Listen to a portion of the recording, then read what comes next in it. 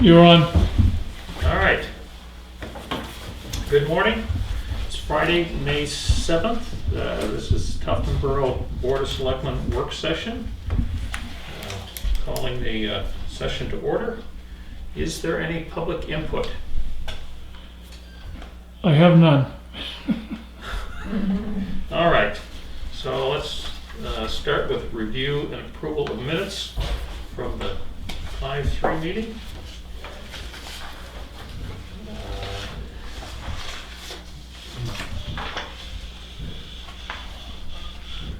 I didn't see any. Yeah, I didn't either.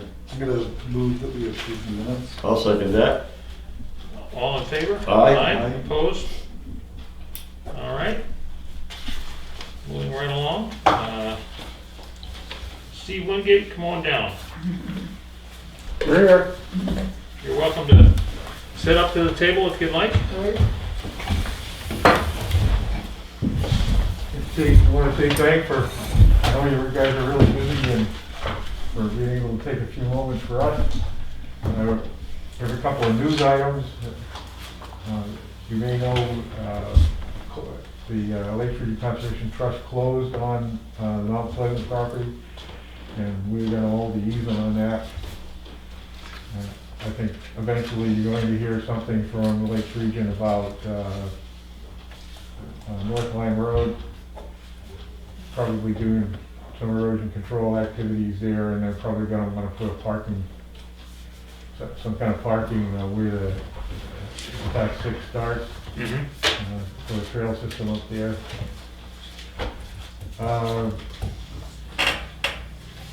Mirror Lake easement that we had $12,000 warrant article that last year or the year before.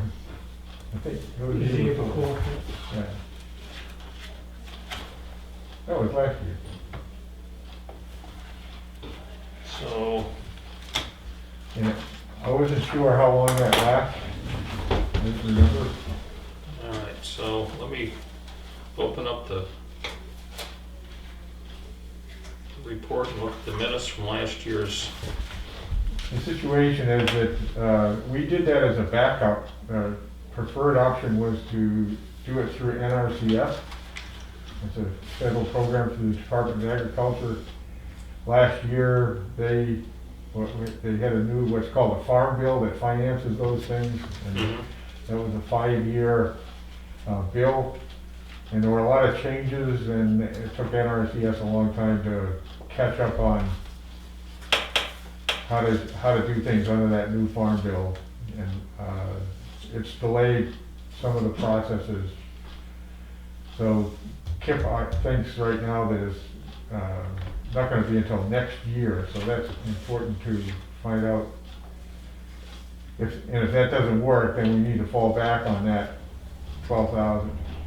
All right, so I'm looking through last year's warrant. So it may have been 2 years ago, I'm not.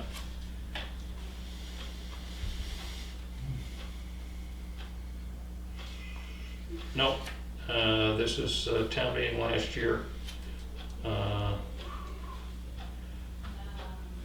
So it's non-lapsing until December 31 of 2022. Okay, so that's like should work. 19, 20 months from now. Okay, that should work. And if between now and the end of the non-lapsing period, the agreement for expenditure of funds is finalized, even if the money isn't expended at that point, then this board can encumber those funds against a specific document to carry them forth beyond that. But the December 31st, 2022 is a drop dead date in terms of unrestricted expenditure against that.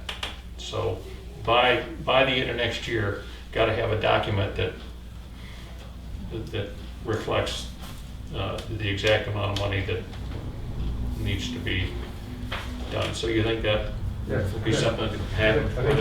think we'll know where we are with NRCS by then. And when I discussed that with him, he wanted me to pass on to you that he's applied for a swim line permit to put out in front of his cottage to kind of, at the public area, the 75-foot right of way, people tend to spread out, and he wants to kind of control the area that's right in front of the cottage, which is not in that right of way. So he just wanted to let you know that that's likely to happen. Mhm. Okay, This is Mirror Lake, yeah. It's on Alpha Lane Farm Road. and to who, right, to who did he apply for the swim line? I mean, they don't have any ownership of Right. that, of Yeah, that you lake. have to apply through,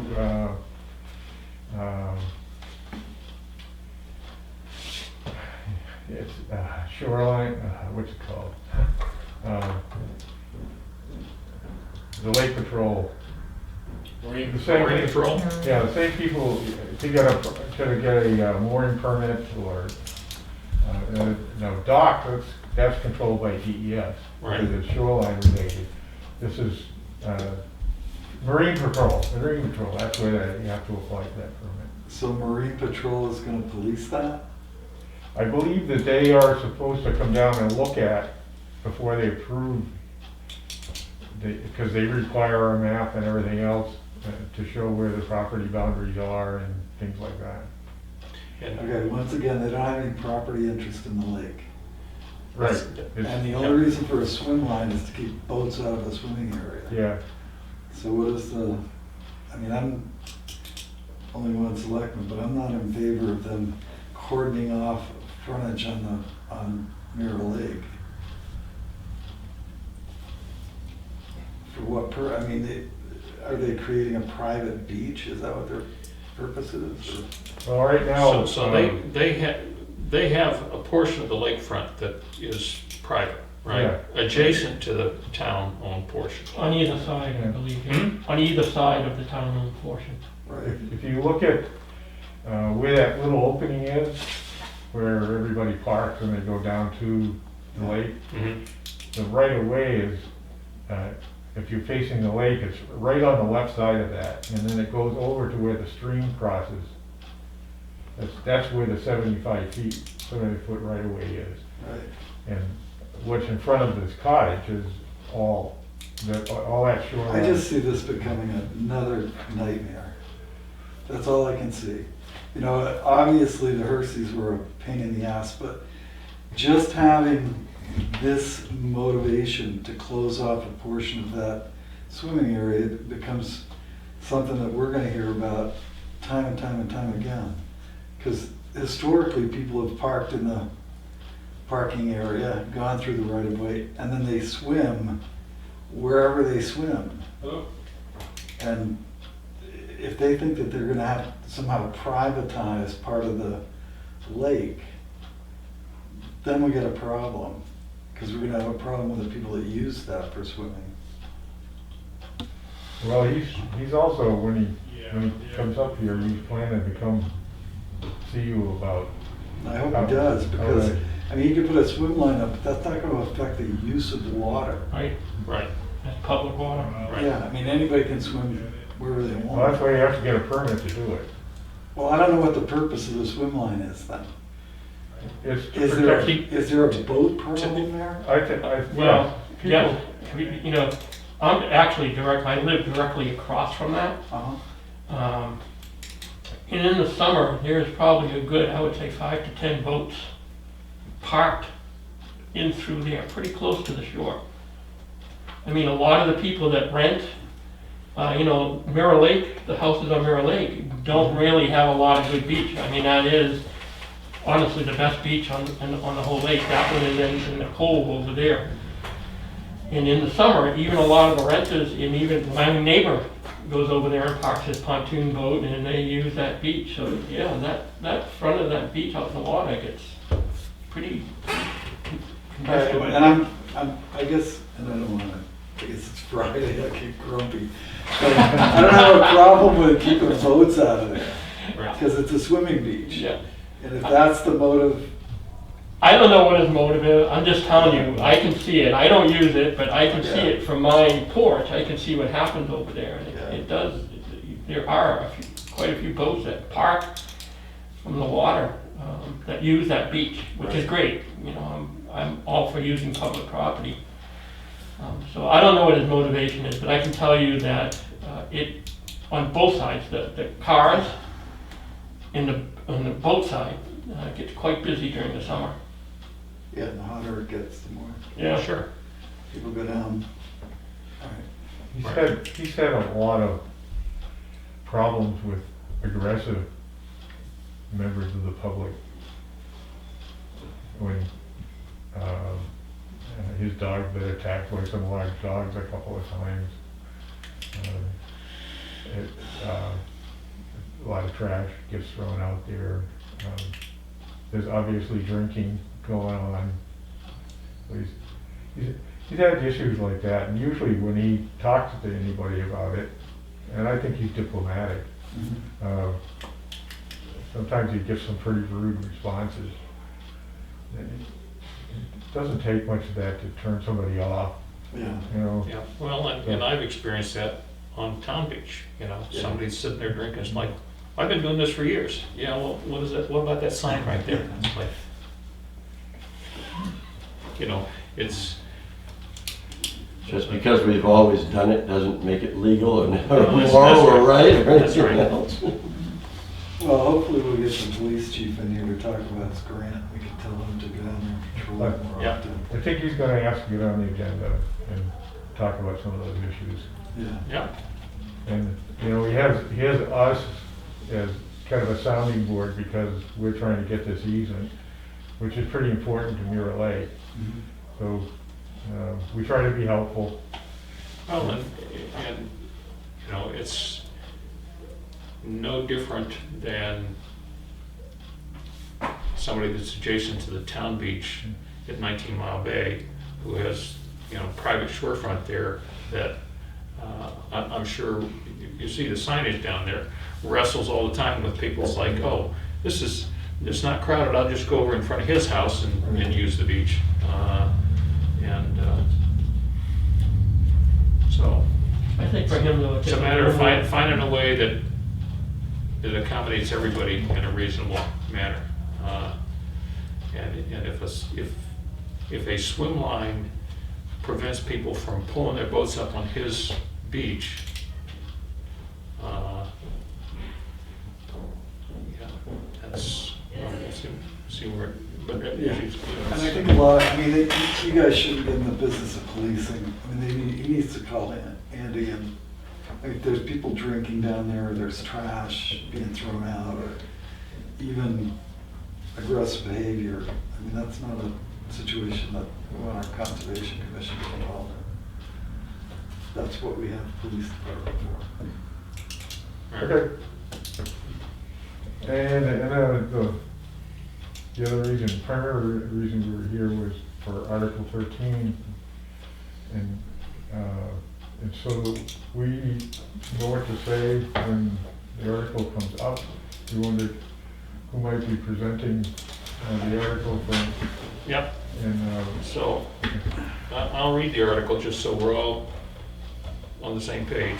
yeah. To see if the town will vote to raise and appropriate the sum of $100,000 to purchase land to add to the Great Meadow project, with $20,000 to come from a private donation and $20,000 to come from the Tuftonboro Conservation Fund. The remaining amount of $60,000 to be raised from taxation.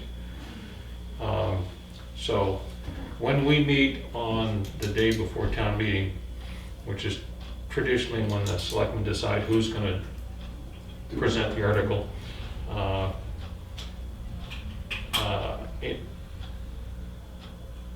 one of us will present it and provide a little background, and probably hand it off to you in terms of any questions about why we want to do this, okay?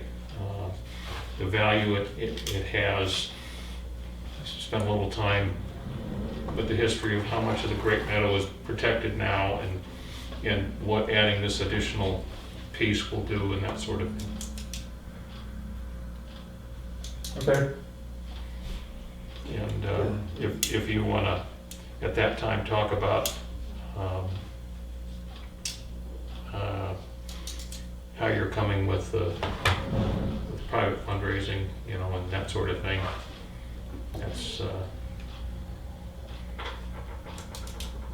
that's an appropriate time to okay. do that as well. I wonder, I always wonder about how much detail to bring in, because one of the things they don't understand is the land trust that's working with us will also be raising funds to cover their costs and holding the easement. Yeah, So there's actually more money involved in this coming in from the outside. If, for some land trusts, but that's they private wouldn't money. come in unless we That's actually other money pay that's them. going to somebody other than the town, correct? Yeah. That's not being raised from taxation, That's correct. not being expended out of the town. But it does go to the ongoing expense issue. So you should bring it up in the sense that if somebody else is holding and managing the easement, you're not gonna be asking the taxpayers to increase the conservation budget to accommodate for this additional easement management, if you will. So it's a positive. Okay. But it is, I don't see the presentation being a whole lot different than every other year that we've done it. I mean, one of us is, the moderator reads it, one of us seconds or moves the article, and then, as Bill said, one of us will do a brief presentation and pass it off to the Conservation Commission. Okay, just for us, this is real important to us, so Yeah. just make sure, we just want to make sure all the bases are covered. In our last meeting, we offered to take Guy out for a tour. I know you've asked me more than once if we ever do a tour to try to include you. Is either of you like to go along when we take Guy out? Yeah, just, I guess, depends on the day. Depending upon what it is, Yeah. yeah. Right. Do you want to try to work out a date now? That's fine with me. Have things changed since I was down there last fall? Oh, he's talking about taking you out to the new piece, I think, right? Oh, Yeah, I the think- new piece, But yeah. for Guy, we would show him what we're doing with the trail and Right. then cut over to the, Right, the property I'm totally familiar with, being a Sodom racing boy, and fished, hunted, and not hunted, where it was posted by Pete and Sandy Lyon and things like that, so I'm real familiar with that. The trail is of interest to me, more than anything. yeah. How the public gets there. So if we could get this lot, we would extend the trail over to this Sure you lot. would, yeah.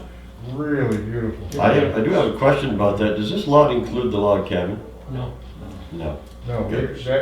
the idea is that, actually, there's 10,000 of the 60 is to survey out a lot around that. Right now, or previously, the portion that we want was in current use. Yes. So there was a lot established with the house, so we would survey that out, and that, once the back taxes are paid, then that would go back to the original owner, Right. and they can get back on the tax roll. I was asked by, actually, it was a concern of a citizen that the town would be buying the house and be in the real estate business. And I was of the opinion, no, the house was not going with that, but I wanted to make sure. We already own the house. Yeah, I'm aware of that too, but again, to answer the citizen's question, I have my answer. We're doing the real estate business. Right, Right, good stuff. yep. And so the total size of the total parcel now is what? Do you remember? It's 25 and a half acres. Okay, and as I remember from prior discussions, 2 acres, 2+ acres would 2 go with the plus, house. including the house Yeah. and, I don't remember whether it's 2.4 or 2.5, but it's, and land around it would be separated That's out. 2 acre zoning out there. Is it is it what? 2 acre zoning? Uh, Jack told me it was only one and a half in that zone, I think. It's more than what's required anyway. Okay. Yes, that's good. Yeah, we Okay. want to create a substandard law. And the boundaries are pretty logical with what's been in use with the house in the past. Yeah. What we wouldn't include are pretty steep slopes. Where there hasn't been any activity. And once you're off the lawn, especially on the downhill side, it's right there. Yep. Very familiar. Okay, Great. All right, And I you want noticed- to pick a date for that? yeah, that'd be fine. I noticed the other day there was a bunch of vehicles in the parking lot up there. Yesterday? Was it, yeah, I think it was Yeah, yesterday. I had 2 groups of volunteers out working on the trails. So Excellent. I had a group in the morning and a group in the afternoon. We did a lot of work. We got another day scheduled for the 20th, where we're all gonna start at 10 in the morning and just kind of work our way through as much as we can. We're doing maintenance now because it's too wet to do any of the construction. Mhm. So what we're doing now is maintaining the trail, getting it up to standard. And just to let you guys know that I've got some trail cameras out there to capture game. It's amazing how many people are using that trail. I mean, I want to say on the average of 6 or 7 different people a week are going up and down that trail. Good. So it's really, the community is embracing it, and it's getting a good amount of use. And hopefully, as we continue doing things, it's going to increase. And I think you're ready to get another load of building materials, is that right? Yeah, I didn't talk to, but I've been emailing with Mark, and he said the order's been placed, and it should be delivered to Steve in the next week or so. So the idea behind that is that we want to get it pre-cut as much as we can, because there's no power out there. And then we bring it all out as much as we can pre-cut. The biggest part of the job is just really just hauling it out there. Yeah. So we got a regular schedule now of volunteers going out there and getting that trail done, so. And your intent is all the materials are gonna be hoofed in from the parking lot, is that right?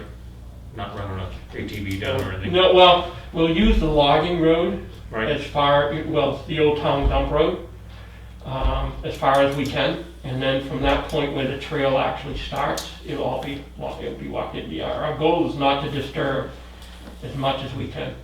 So, yeah, no ATVs, no wheeled vehicles other than wheelbarrows, things around. That's another restriction for us too, is that the road be dry enough so that You don't tear it up. there's We don't tear it no effect to it. Okay. Yeah, and when it's done, we are gonna post it for no wheeled vehicles, because that just does a horrible job on the trails, and just dig those up.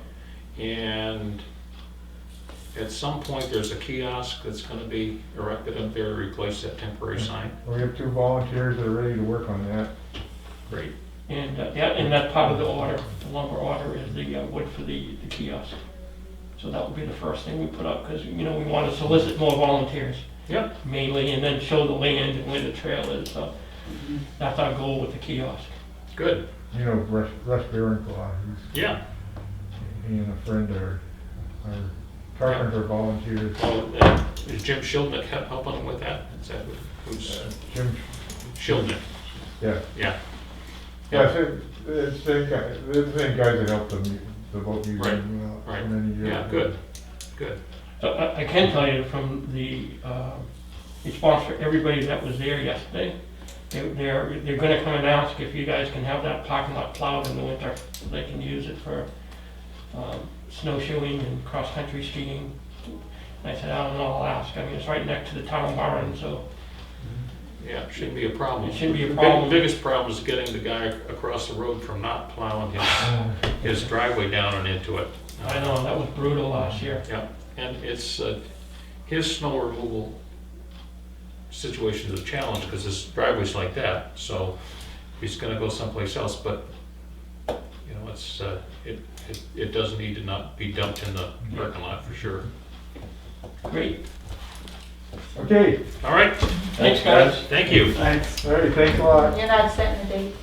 Oh, Oh, we Oh, yeah. talked You about guys that, got didn't talking? Good one, Kathy. we? Yeah, Gonna stay on you. You got 4 minutes.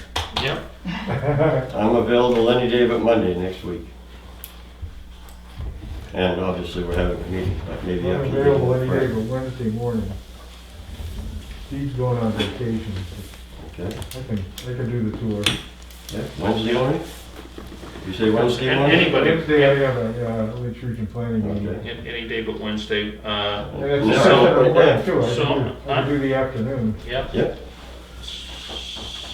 So, well, it does stay late, quite late too. Yep. Yeah. I can do an evening, anything you want. so if my schedule, Tuesday is not a good day for me. Wednesday, the afternoon would be fine.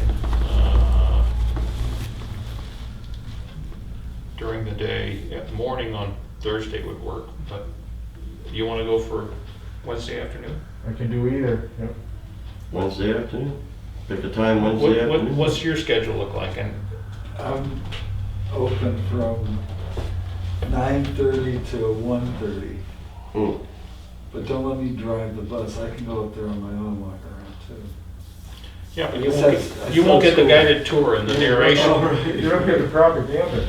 The, no, I just have school pickup and drop off, and there's no Yep, escaping it. yep.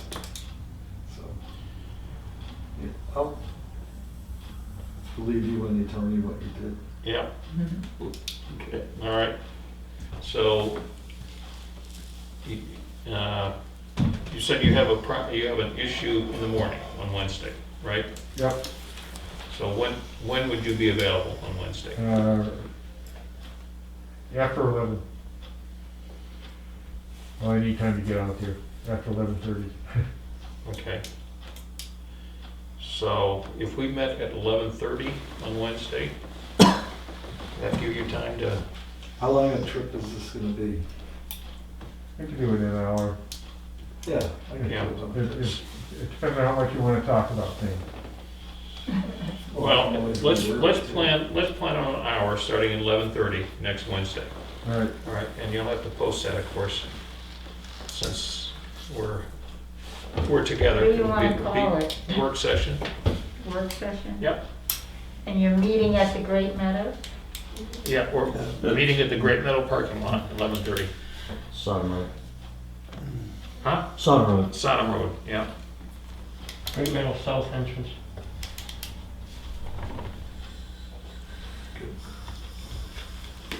fantastic.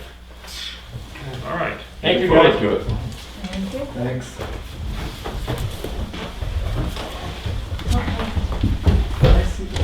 Pete? Yep. Do you connect? Let's connect.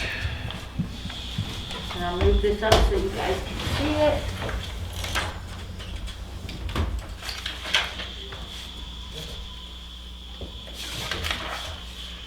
I just had forgotten what the number was on the Oh, police I station. just didn't know. Oh, well, it's gonna be different than what's on here anyway, but, yep. Right, but I don't think we're gonna have to ask for more money. Ah. We're gonna get more money from whoever it is we're talking to. Yes. Yes. Right.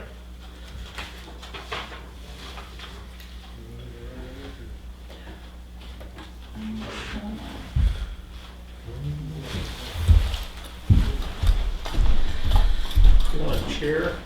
I'm gonna get out of here in a minute, sorry. That's probably, all I'd have in my book.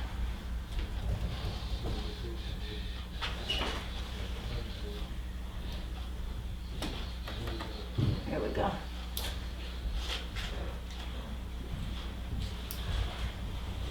We're meeting with you. Oh, she's already there. You wanna sit over here, too, or over there? Hello? Good morning. Do you have the sound on? Doesn't it? No, it's on. Hello? No.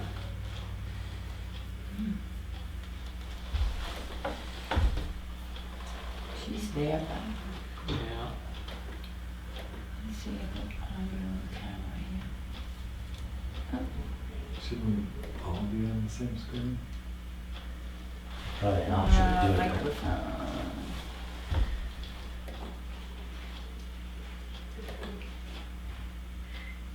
Oh, audio's on. Can you hear us? Melissa? Misty? Misty. Misty. She's not hearing us for some reason. Or maybe she's muted. Nope, she's on too. Want to get involved? I don't know if I can help. I do Zoom. I haven't done too many of the. Oh, she's Yes. there. I don't know what's happening. I hear her now. You there, Misty? I can hear her. I can hear her typing.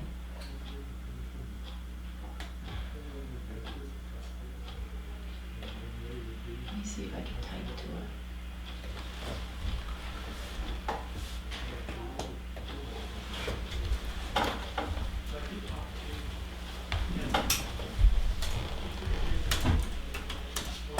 It's easier to put them in on the room. Hi, everybody. There you are. Are you good now? I can't hear you. Hold on. Huh. Okay. Can you hear me? I can hear you. You can. Okay. It's gotta be her side, right? You would think so. Maybe. As long as we're not muted. Yeah, no, we're not. No, We're not my muted. son. No, we're on, and our camera's on. Gotta be on your side. Go ahead. All right. I can hear her even touch things. Yep. Came up quick though. Yep. all right. Well, let me.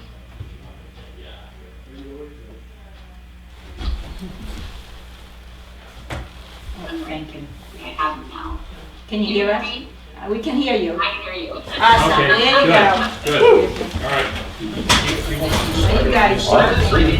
Cover. I don't know if you want to see me. Yep. Okay. Yeah, right over. Good morning, I'm Bill Markison, Chairman of the Board of Hi. Selectmen. How are you doing? Nice. I'm good. How are you? Great. Nice to meet you guys, even if it's virtually. I wish we were in person, but Yeah, me too. Me too. as is life right now, right? That's what. Exactly. So, we have a number of documents to sign. You want me to just sign them, or do you, Oh, we can. can you, So- can so, you yeah, walk so- me through what We we're can go- doing? We can go over, Yep. them before you sign them. And I would say, I mean, you can certainly sign right now. You can also just listen and then sign afterwards, today at some point, if you wanted to, completely up to you. I just wanted to make sure that I kind of give you a run through of the documents, so as questions come up, you could ask them. And then I gave you all in the document, the email that I sent, kind of a memo that goes through what to do with each document. And that was so that if you, let's say, signed after our call, you knew what to do with each document. So, whatever you feel comfortable doing right now, as long as, because I think we're hoping to obligate funds, we can put them aside for you on Monday. So as long as we get the document scanned into us today / Monday morning, it should be fine. All right, so why don't we listen to you, and once we're through a conversation and any questions that we might have, then we'll deal with signing them afterwards, rather than taking up the time here watching me scrawl. So just so you know, there's the 3 members of the Board of Selectmen, Chief Shigori. Chief Shigori talking off screen, and then Kathy, the administrator, and there's a camera guy for our video that we put up on our YouTube. That's who's here. Well, it's nice to meet you all who I have not met before. I know I met the chief before, so and he was on screen, and I said it's nice to see you again. So just to give you guys a little background, so my name is Misty Scally. I am an area director for USDA Rural Development. I used to be Heather Malone's counterpart in community programs. And so I know the program well, and I recently, within the last 6 months, moved into my new position, which is really promoting all of rural development, 40 plus loan and grant program. So Heather is out for today, so that was why I offered to step in and be here with you all to answer questions, to walk you through the signing. And so that being said, I do have a lot of experience with the program, and so don't hesitate to ask any questions as we go through the documentation, because I'm sure you will have them. And if something comes up after the fact, again, reach out and we can answer questions. I think the biggest thing today is, let me say congratulations, because this is a really sizable grant, and we're extremely excited that you all applied and was able to get it to you. Just to give a little background in terms of the community facility program, this is a disaster grant, or out of our disaster grant fund. The usual size of the grant that we give out maximum a year for an application is $50,000. So just to give you an idea that, you know, in terms of what you're receiving, it is quite a larger amount than what is usually given out. We're excited that your town is taking on this project and that we can help be a part of funding it. So first and foremost, I want to say congratulations and thank you for all your hard work. I know that it is no small feat to apply and go through the process.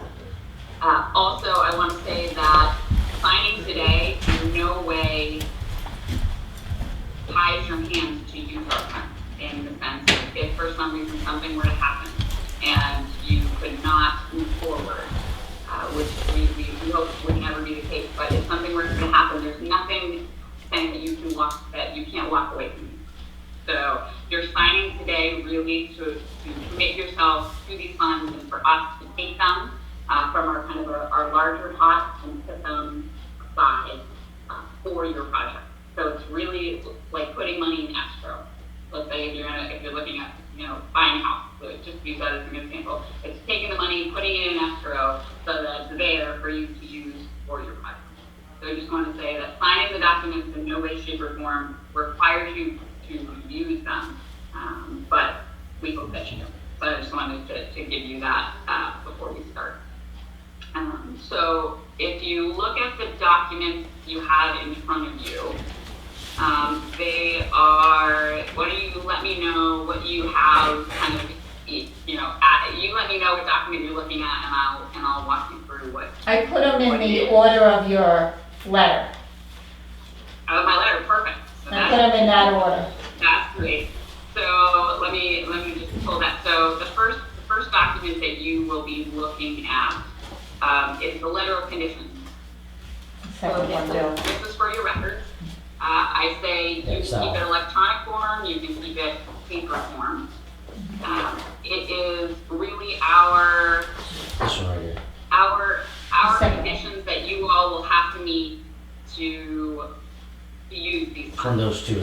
So,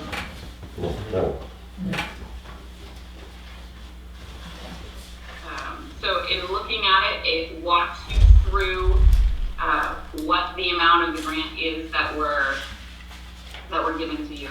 And on the first page, you'll see the project funding in terms of what we look at to make a project in full project. So we're looking at our funds, we're looking at your funds, the applicant contribution, and then we put a placeholder for the other funds, wherever those may come from, whether it be New Hampshire Municipal Bond Bank or other, to make it a wholly funded project. So when you see it on that page, we put that in there because in our eyes, we have to look at a wholly funded project. So that's how we're doing it. Are there any questions on that piece? Because I have a feeling that was not, I mean, I know you have a bond vote coming up. And so I know that as of right now, let's say that third piece is not in place yet. But we wanted to put that in the letter of conditions so that it shows a wholly funded project. Okay? Yep. All right. And again, before moving forward, let's say, and we can talk about this after, that it's my understanding that you've gone out to bid. You haven't opened the bids yet, but before issuing a contract, after opening the bids, we would want to see that you have a wholly funded project. We would want to know, and I don't know timing wise what it is in terms of opening the bids, but that before you issue the award, we would want to see that you have a wholly funded project in order for us to sign off on it. So. Okay. So again, the applicant organization, that is just telling you that we found you an eligible applicant. You are as a municipality. The page grant 2. agreement, we will go over in a little while. That is, so with the grant funds, you're signing the grant agreement. You're saying that you will follow our regulations as you move forward with the project, that you'll use funds for what you said you would use them for, and that because there's construction involved, that you will follow our construction regulations, and in order to receive the grant funds, because it is a reimbursement-based program, we will move forward with you and walk you through making sure that as you've worked with our architect Tracy, you follow our regulations so that there's nothing preventing you from receiving our funds. So, and that grant agreement will stay in place for the useful life of that building.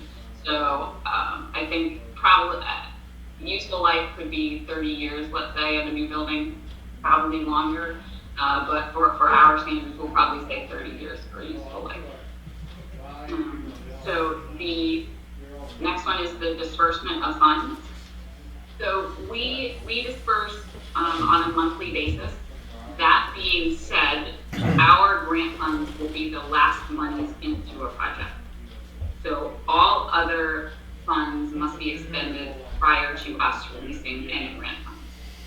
So what will happen is, as you move forward with your project, so if let's say you've gone out to bid, and you've involved Tracy, our architect, and Heather, our community program specialist, they will work with you to do a pre-construction meeting, signing all documents, and at that point you will be given what we call our monthly project budget report.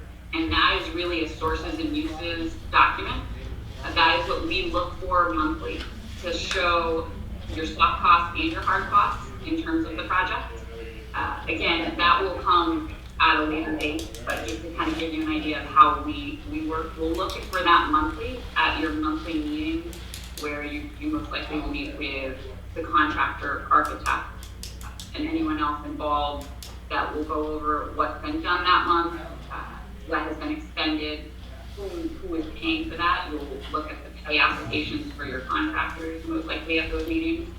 And we have to sign off on those documents every month as well. And again, we'll work hand in hand with you to make sure that you understand and that those documents are correctly filled out.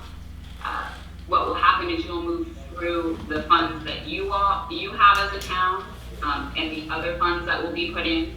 And after those funds have been expended and you work toward our 300,000+ in grant funds, it's a reimbursement-based program, so you will spend the funds and we will come back and reimburse you for that. And we do that on a monthly basis. And as long as Tracy and Heather review and sign off on all documents, those funds can be reimbursed within a 5 to 7 day turnaround. So you're not waiting a long time for those. And you do not have to spend our grant funds in its entirety to be reimbursed. So if you spend $20,000 of our grant funds in a month, we can then reimburse you for that. So you don't have to wait for construction to be before we reimburse. I just want to make that clear. And again, all of these details you'll continue to work with us on, and this is one sitting where we're going over a lot of documents. So I'm sure that having questions, you'll have those in the future. So when you talk about disbursement, once our money's spent, is that on a per item basis, or all of our money has to be spent before we spend any of yours? all of yours has to be spent before. So any benefit, any benefit that we might inure by getting a competitive bid process going. I mean, we've got $1.7 million, let's say, for a budget. But let's say through competitive bidding, we can get it down to $1.6 million. That $100,000 is only going to inure to your benefit at that point. Because we will have had, we have to spend all our money. You'll still have to spend the let's say the $1.3 million before our funds kick in. So really, it's to your benefit as well, because you'll be expending less, right? In terms of. No, we'll spend exactly the same amount of our money, no matter what. So your grant is capped at the $340,000 and change level, Correct. which means that Yes. the first 70 cents of every dollar in the total project, if it works out to be that, is spent by the town through Yes. capital reserve money, current taxation, and money that we borrow. And after that total amount of money is spent, then we begin drawing against the grant. Correct. It's not a shared dollar basis, it's a last dollar basis, is that correct? Correct. Yeah, that is correct. So you may have to bring in interim financing, let's say, depending on how those other dollars are. I see that the reserve funds that you're going to use, and then you have our funds, and then there's the gap in between to make the entire project whole in terms of. You may need to bring in interim financing or some other source of funds to make that gap, or to close that gap so that you have a fully funded project to move forward. If that makes sense. Because I'm not sure if you're looking at the bond bank or a local bank to bring in the additional, or through taxation, but you still have to have those funds, a wholly funded project, in order to move forward. Okay. Okay, but in order to get you to be a partner with us in any savings, we're gonna have to totally bid out and contract the project before we spend $1. I mean, that's the only way I can see it works. If, let's say that we do it incrementally, and we spend the money incrementally as you presented on the first page, we don't know until next January how much money we'll know we're gonna have to spend all of our money at that point in time. So Yeah. we're gonna have to finance $1.7 million or whatever it is, $1.4 million. But if we were to bid the whole project at once, and let's say there was $100,000 savings by doing that, we could borrow $100,000 less money and then use all of your money. So that's the Yeah. only way we're gonna realize any savings. I got it. Yeah. Yes. Yeah. And as Yeah, you're, so it would, ultimately, what happens with our grant funds is if it was a smaller project, I would say you have to have our grant percentage, the percentage that we look at you all and say that you are X amount grant eligible. right, If for some reason you were to dip below, let's say you went out to bid and it came in much, much lower, which I don't think it's, in terms of this project is not going to. You don't, I mean, the benefit of going out to bid for the entire project and it coming in lower, you'll see that benefit because you will in turn either have to borrow less or spend less on your end. So, and you'll still be able to realize our grant funds will never increase, in this case, never decrease. So, either way, I think if you see a savings, it will truly be to the town, right. which will be a great. So I understand I think I understand what you're saying. So, right now, we have a project that's at 1,742,000 and change. If when we get it bid, total bid price that we sign off on as a guaranteed maximum is let's say 1,500,000, just for a little difference here. Is that the new number that we would then work against in terms of total project cost, but still with the same 341,000? Okay. All right. In other words, less of a loan. So, right. And so that's where the benefit accrues, is upfront. Whatever we end up with affects our portion. All right. Okay, I understand. Thank you. It keeps us from incrementally starting the job, Right. so we need to get the whole thing done. Yeah. Yeah. And Yes, so I understand your point to that, and I do think the benefit is going out to bid for the entire job. yeah, And I would say that, and I'm not in construction, but I would say at this point, it may be in the best interest to just go out and bid the whole job to understand where you're at, so. Which is our intent, to have a totally Yeah, perfect. bid project. Yep. okay. And, okay, so then we move down to,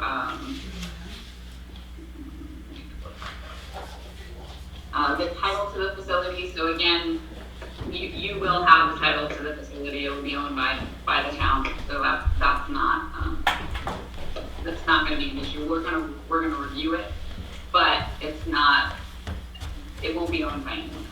So that really doesn't have much to do. In terms of procurement requirements, you all have been in great communication with our architect, Tracy Montminy. So in terms of going out to bid, in terms of what is required of you all to follow our regulations, from my understanding, you've been doing that and you've been working with her well. That being said, if you've gone out to bid, you won't receive our authorization, our formal authorization in terms of the written authorization, until we see that all funds are committed to the project. So again, you've gone out to bid at your own risk, knowing that if something had happened, and maybe our grant funds didn't come through, you went out to bid knowing that. So, As long as you've worked with Tracy, the procurement requirements most likely have been met.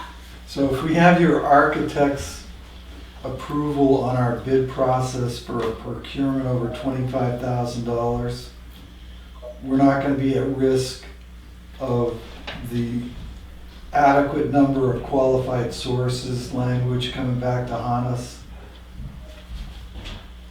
I don't believe, like I said, I don't believe you should be in any, again, you've worked with her, and I know that our directors had communication with her, and she said that you followed our regulations, and you've been in constant communication, so I don't see that.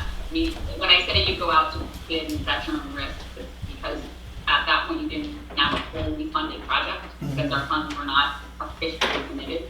Does that make sense? So you don't, as long as you've been working with her, which is my understanding, you shouldn't be, in terms of other procurement requirements, you shouldn't be at risk. Okay.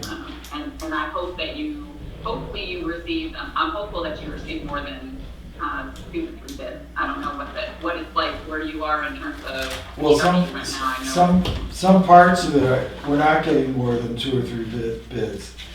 You know, And that, because there aren't that many office supply companies in New Hampshire, and there aren't that many, you know, commercial plumbers for that matter.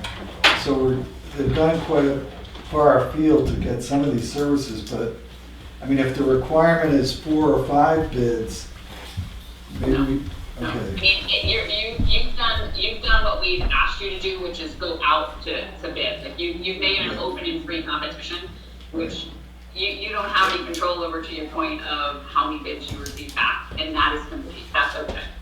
Again, you've done your part in going out to bid and requesting bidders come in. Again, you don't have any control over how many, to your point, are available and how many will bid to go, so, Okay, and that's thanks. absolutely fine. So again, and of course, any other questions on procurement or any of that, we can work through with our architect Tracy, and make sure that you are all on the same page about what needs to be done. But I have great confidence in talking with her and knowing where you are, that you're in a really good place. So, That's tough. in terms of accessibility, with Tracy reviewing it and also with requirements, again, it has to be a fully accessible building, Right. which I have no doubt that it isn't. So we have that requirement in there just so that you know that moving forward that the building has to be accessible to all individuals. So. And I know that some of the back and forth that we went through with respect to this had to do with the last little piece here and there with respect to accessibility in all areas. Yeah, I'm sure it is. So I have no doubt that you'll be fine with that. So, in terms of, again, the facility has to be open for public use, equal opportunity requirements for all, and that really also pertains to all of your buildings in terms of where the town offices are, etc. So, and again, as the public entities, they are. So I'm not worry much about that. In terms of financial reporting, so within 60 days following the end of your fiscal year that you've expended any grant funds, you have to provide your financials. They do not have to be audited. If you do not have them audited, that's okay. They'll be your internal financials at that point. Most likely, I would imagine. I don't know how your town handles it, but if they are audited, then we just wait for your audit. Mostly. So, and audits I know sometimes take longer than 60 days after the end of your fiscal year. So that's acceptable as long as you let us know. And we will send out a reminder. We do that for financials as well as your SAM registration, your cage number. When that looks to expire, we will remind you that it needs to be reviewed. And that's the next point of the SAM number. So your system for award management is the number, the cage number is how you are able to receive federal funding. So we always want to make sure that that number is active and that you're active in the SAM system. Again, your SAM registration expires next month on the 25th. We will reach out and remind you all that I'm sure you will be on top of it anyways, but before it expires, we'll reach out and say make sure it's renewed, because that's your avenue to receive our funding, federal funding. In terms of any press release or public events, we ask that you wait 2 weeks in order for us, before you publicly announce, and this is recorded, before you really publicly announce that whether it be a press release or anything, so that we are able to inform the delegation in New Hampshire and allow the congressional delegation and allow them to reach out as well. That's gonna be If a you're gonna work problem. on a press release or some sort of public event, I've put our public information officer's information in here, Kevin. You can work with him and I'm sure, and Heather, to ensure that you have all, proper language, etc. Anything that you need from us, we can certainly help you with. So we're gonna have, our town meeting has been moved because of the COVID pandemic to next Saturday, a week from tomorrow. At which point this warrant article is gonna get voted on. So that's So public. this information is gonna be public at that point in time. I think she's talking like events. Yeah, absolutely. And I think that's an And event. that's, yeah, exactly. There's nothing that we can really do. We just ask that there's no, and I see that Eric's doing the call, our program director. There's no real, I mean, it's gonna be public at that point, and we understand it's public at this point because we're on a televised, or we're on a recorded meeting. But to your putting out a press release, or putting out a release, let's say in the local newspaper or something that you do, we just ask that you work with our public information officer. So we should call it Kevin. Eric, it was, Okay. Yep. yeah, I would say, I think that's probably not a bad idea, given that you do have your town meeting next week. I just want to say Eric Law, who's our community programs director, has joined us on the call as well. Hi, Eric. Hey, Missy. Hey, everybody. How we doing? Good. Good. I'm out on a fishing dock. I'm on a fishing dock here, but I thought I'd chime in and tell you all that right after this meeting, you should go outside. All right? You have failed in life if you can't go outside right now. All right? Do your job outside. No, I'm busting you up. But I just wanted to say a couple of comments. One. Very quickly, as I know you have a tough vote coming up. It looks like that was delayed until, did I hear next Saturday? That's correct, yep. Okay, got it, yep.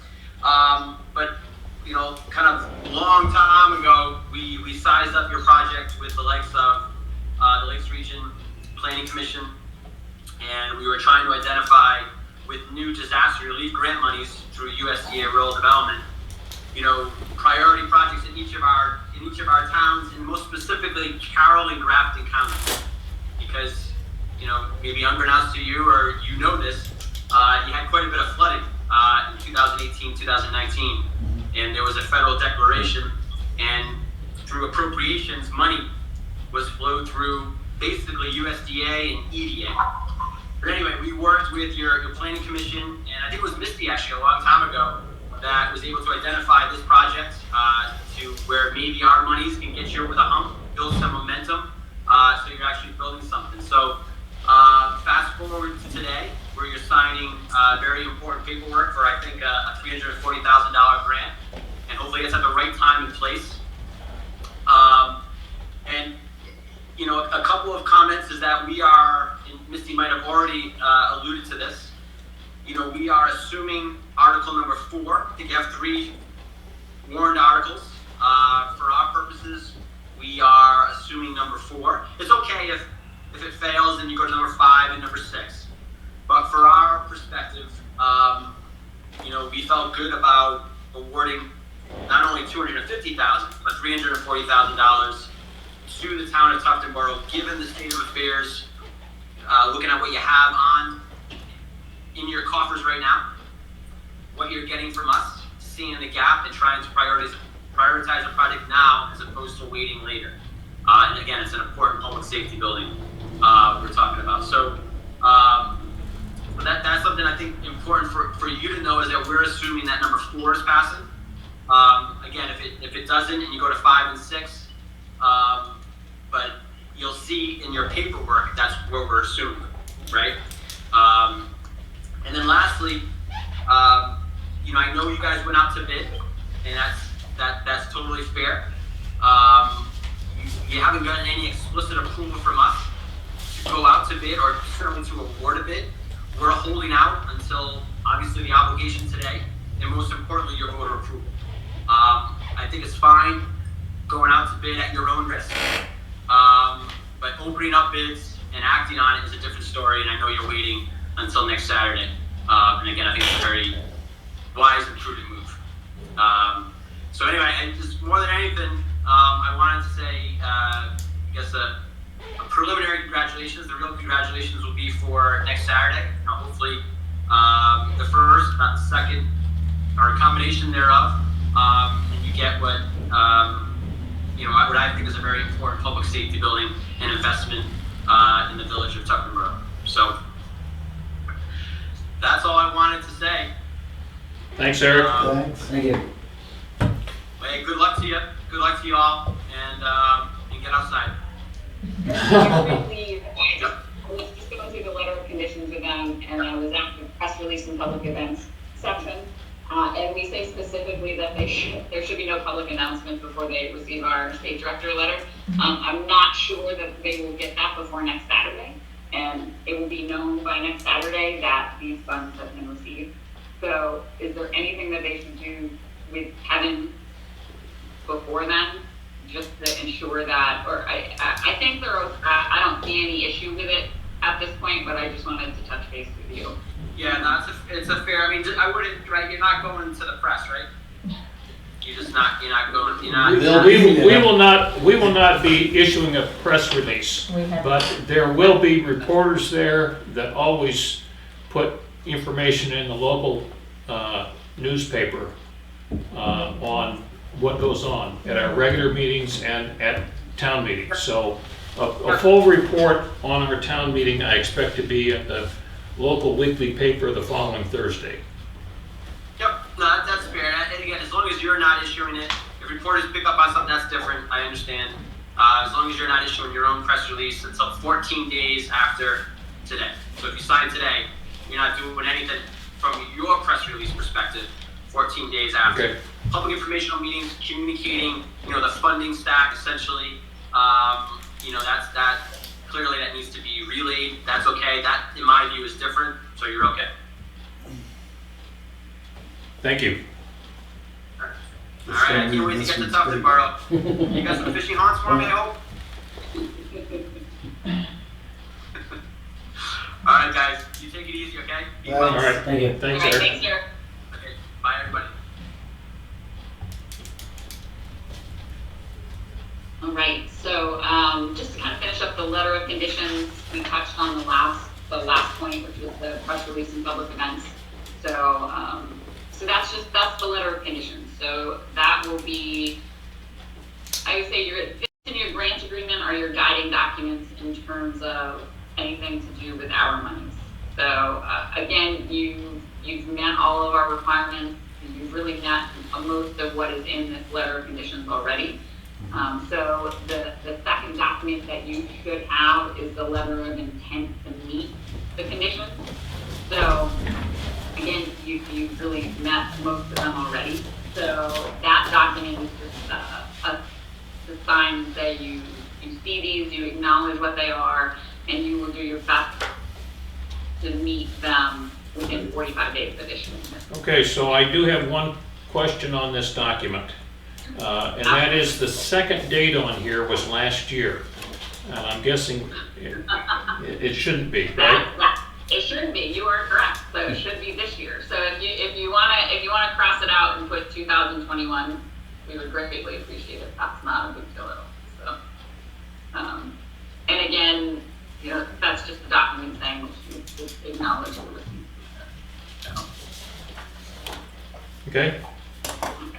And then you'll see the next document is the updated application document. So really what we do is when the grant was submitted, it was submitted with certain assumptions, let's say financial assumptions or project cost assumptions. So what we've done now is we've taken what we funded in terms of the amount we're giving you, and really the section of total project costs is the section that has been edited, so that it reflects the amount that we're giving you and then other funding involved. I know that there was a spelling mistake, and I apologize to the chief in terms of his information, so you're more than welcome to change that. Look more Not a like biggie. chef and chief. I made that mistake a lot myself. What's that? I and E got transposed and typing so fast. Oh, yeah.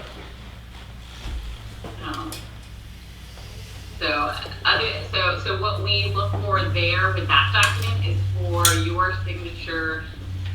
There's really no signature line. We just ask that you sign above your name on the last page. So that one. Okay. All right, and then the 1940-1, which is the request for obligation of funds. I say this is the most important form you're going to sign today, because this is the form that is going to take funds and put them aside for you. So what this form does is it shows the amount of grant funds that you're receiving from us, and it says that we can now take it out of let's say the general pot of money and set it aside in an account specifically with your name on it. And so you understand you do have up to 5 years per regulation to use our funds. So there's not a requirement, so there's no year, 2 years of this. I mean, I'm sure that you're hoping with this project, that it's gonna be done within, you know, a couple of years, but just so you understand, you do have 5 years per regulation to spend the funds. So, unlike other grant funds, it's not, we're not asking for a really tight turnaround. Not And that 5 years is from when this gets signed and approved, correct. not Yeah. 5 years from when we applied, but Correct. 5 years, let's say 5 years from today. Okay. So you have 5 years from, actually the obligation date. So let's say you're signing today, but it doesn't get obligated, or funds don't move until Monday. Monday will be the 5 years from that date. So, Okay. Great. let's see, you'll just sign on the last page. there's also an And then addendum. there's an attachment to that, that just has to be, I believe that one requires a signature as well. Pulling that up. So that one again, to review, and I believe they put a signature line on that, more recently as well. Right. And then the next form, so the next one is our community facilities grant agreement. So there's a lot of information in this document. One of the things that I want to stress, and I want you to take away from this, is that there's the section on the reporting requirements and documentation that is required as part of this grant agreement. We currently are not asking for the forms that are listed, which are the 270, the PPR, which is a performance report, as well as the 425. Those documents to us, we encapsulate in a separate document. So I didn't include those documents attached to this or in any of this paperwork. And as you move forward, we're not asking you to do those as part of this. They are in this document, the grant agreement, but we have gotten approval not to use them and to use the form that we have created, which is our monthly project budget report. So you'll see that in the grant agreement, but just so that you understand, you don't have to do them right now. So really the grant agreement, best way I know how to sum it up is that we're asking you again to make sure you communicate early and often with us. If there's questions, if there's anything that you need from us, whether it be on the financial side, that'll be a Heather question. And on the technical side, which will be a Tracy question. So Tracy will really be your go-to for anything really construction related, architect related. Use her early and often. That's what she's here for. She's really here to help the town ensure that you're on track and you're getting what you're paying for, really, from contractors, so and engineers. So, and again, the reporting requirements in terms of financial, we're expecting that the years that you spend grant funds. So let's say you move forward and you don't spend any grant funds this year, any of our monies, we wouldn't need to ask you for your financials for this year. If you spend grant funds this year and next year, then we'll ask for your financial statements for both of those years, but not after that. So once you've spent all of our grant funds, we will not require you to send us financials anymore. Your grant agreement will be in place through the useful life of the building. Again, for this, we're going to say 30 years. If you think it's a shorter time frame, just let us know and we can change that. But it will be in place. So that being said, if for some reason you, 20 years down the road, decide that you want to sell the building for any reason, then you do have to notify us because we do have the grant agreement in place, and we could say, well, your useful life is 30 years. We gave you X amount of dollars towards this project. We could say we're going to prorate and possibly take some of those grant funds back or request some of those grant funds back. It's never been done. And I don't see a public building like this being turned over to anyone else. So that being said, if it is used for, let's say, a similar use, either by a town or a nonprofit, that wouldn't come into play. So, and so I don't know if there are, again, if you want to take the time, if you haven't looked at it, you want to take a look at it and let me know if there's any questions. You don't have to do it right now, but you can always ask me after. Completely understand and know these documents came in late yesterday, so I don't want to make you feel like you have to sign on the dotted line right now without reviewing them.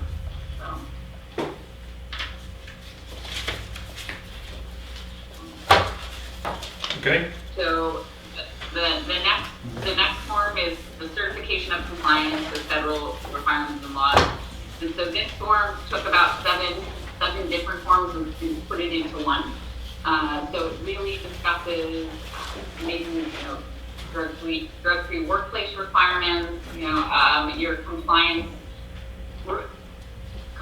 requirements for this grant, which we will require a compliance review, which it will look at your facility and ensure that it is accessible to all individuals, and will look for certain posters to be posted, and that information will come after the signing, and so it'll just make sure that you are in compliance with all federal requirements.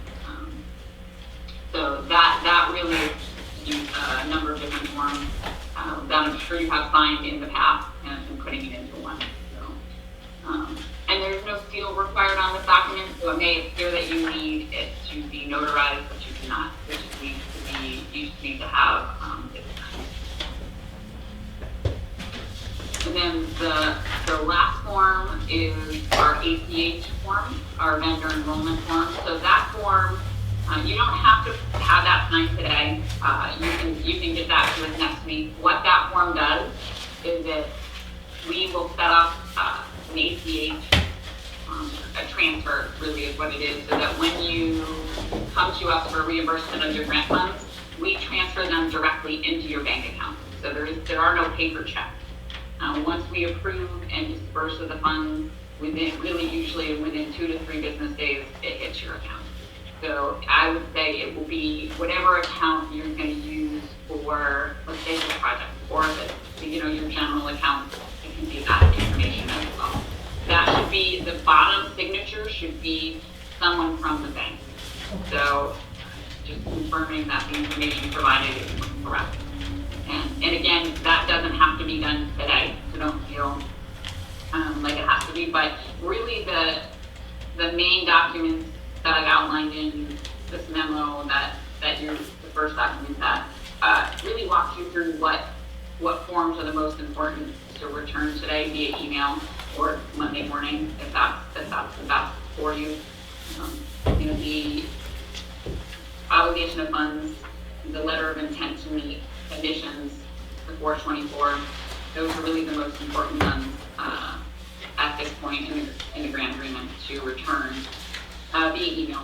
And we're not gonna wait for the original signatures to obligate funds moving forward.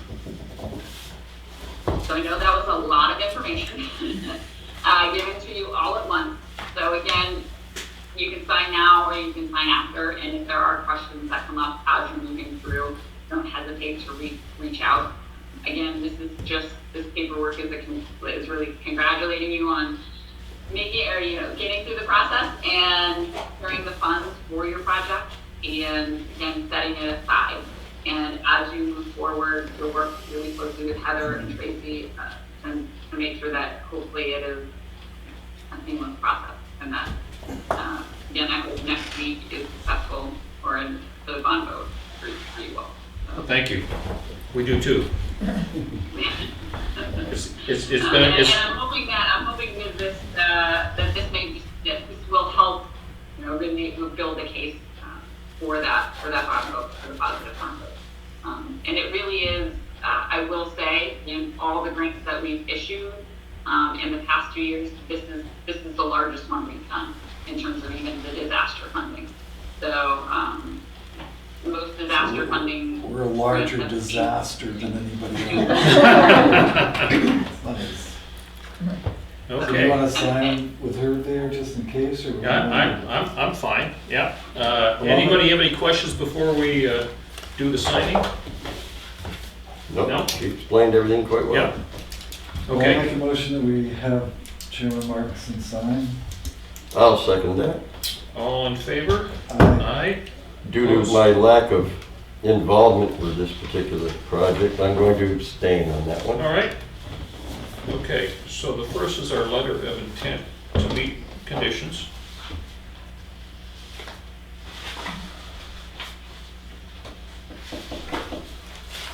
That's when you have to change the date. Which I did, yep. Now, do you want the date initialed where I changed it? That would be perfect. Yeah, absolutely. Thank you. Next is the application for federal assistance, SF 424. And what you're looking for is a signature above the information at the bottom, is that correct? Yes. Yep. Okay.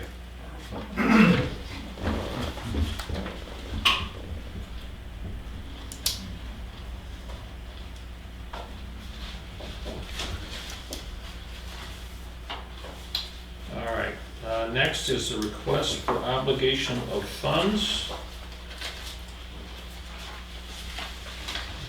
And today is May 7th.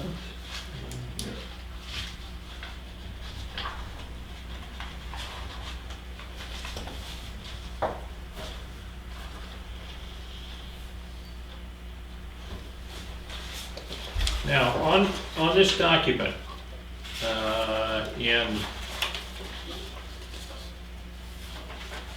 on the signature page, item 36, there's a blank for a check yes or no. Does that apply here? No, that's if you were having. No, it doesn't, because that's for loan only, so. Okay. we don't Oh, have to okay. worry about that. All right, thank you. And then the next is the Attachment. attachment.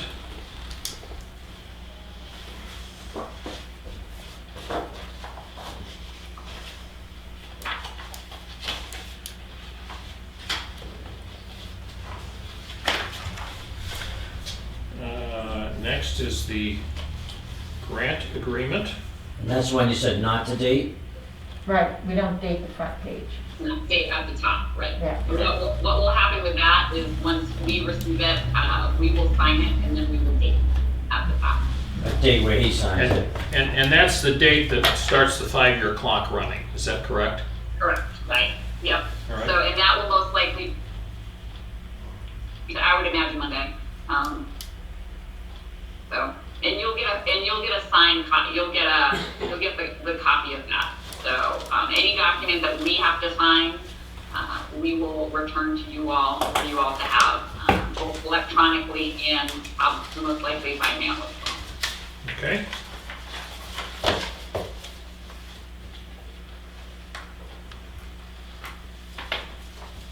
And then a certification of compliance with federal requirements and laws. And you need to witness this. Well, someone has to attest. Somebody has to witness it, yeah. Can be Jeff. can Yeah. be me. Yep. That's.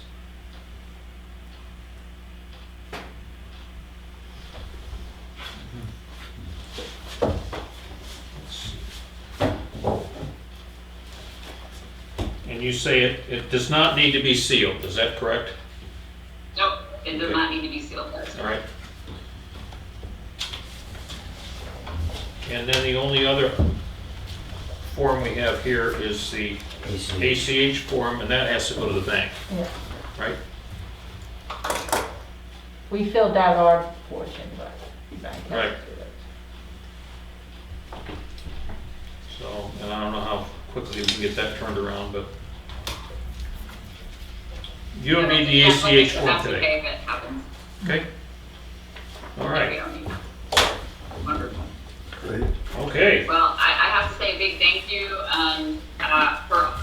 all who worked on on the application and to you all for making the decision to come in. Again, I hope that next week goes well. I'm sure it will.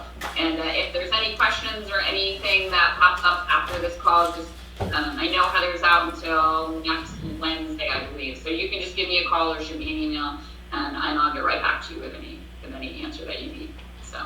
Okay, well, thank you very much, Misty. On behalf of the Tufton Borough Board of Selectmen and our police department and administration here, it's been a very easy process to go through with you today.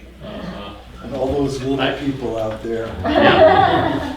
I didn't read every word of this, but I did. good. All right, thank you very much. Thank you. Oh, she's Thank you. frozen. Yep. Have a great day. Perfect. Thank you guys very much. Have a wonderful weekend. Enjoy it. You too. Thank you. Thank you.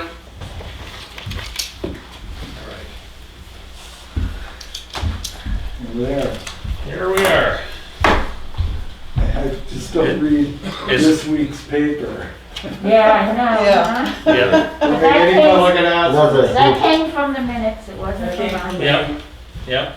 That was the original thought that I thought was happening, but I was wrong. And Yeah. now we know, now that we've signed this, we can't do anything with it. Yep. But just before I was told, Well, they're gonna see it on the tape anyway. Yep. this, Nothing we can do about it. Public knowledge. Public, Yeah. And that's what Well, they're saying, as long as we don't put it in. So the purpose of that whole thing is so that they don't get in trouble with the congressional delegation. yeah. That's, they don't want recipients of grants out there trumpeting this thing before they have an opportunity to talk about how wonderful Congress has They been in are providing the money. giving Right, I us that understand. Right, exactly. Great. I like that. Yeah. Hi, Sue. hi. Come on down. And thank you for Being patient. waiting. No, it's no problem. Thank you. I knew it was a tentative time. Cemetery issues. Okay. We got, some suggestion to, get some grub control going out there, which, we disagree with.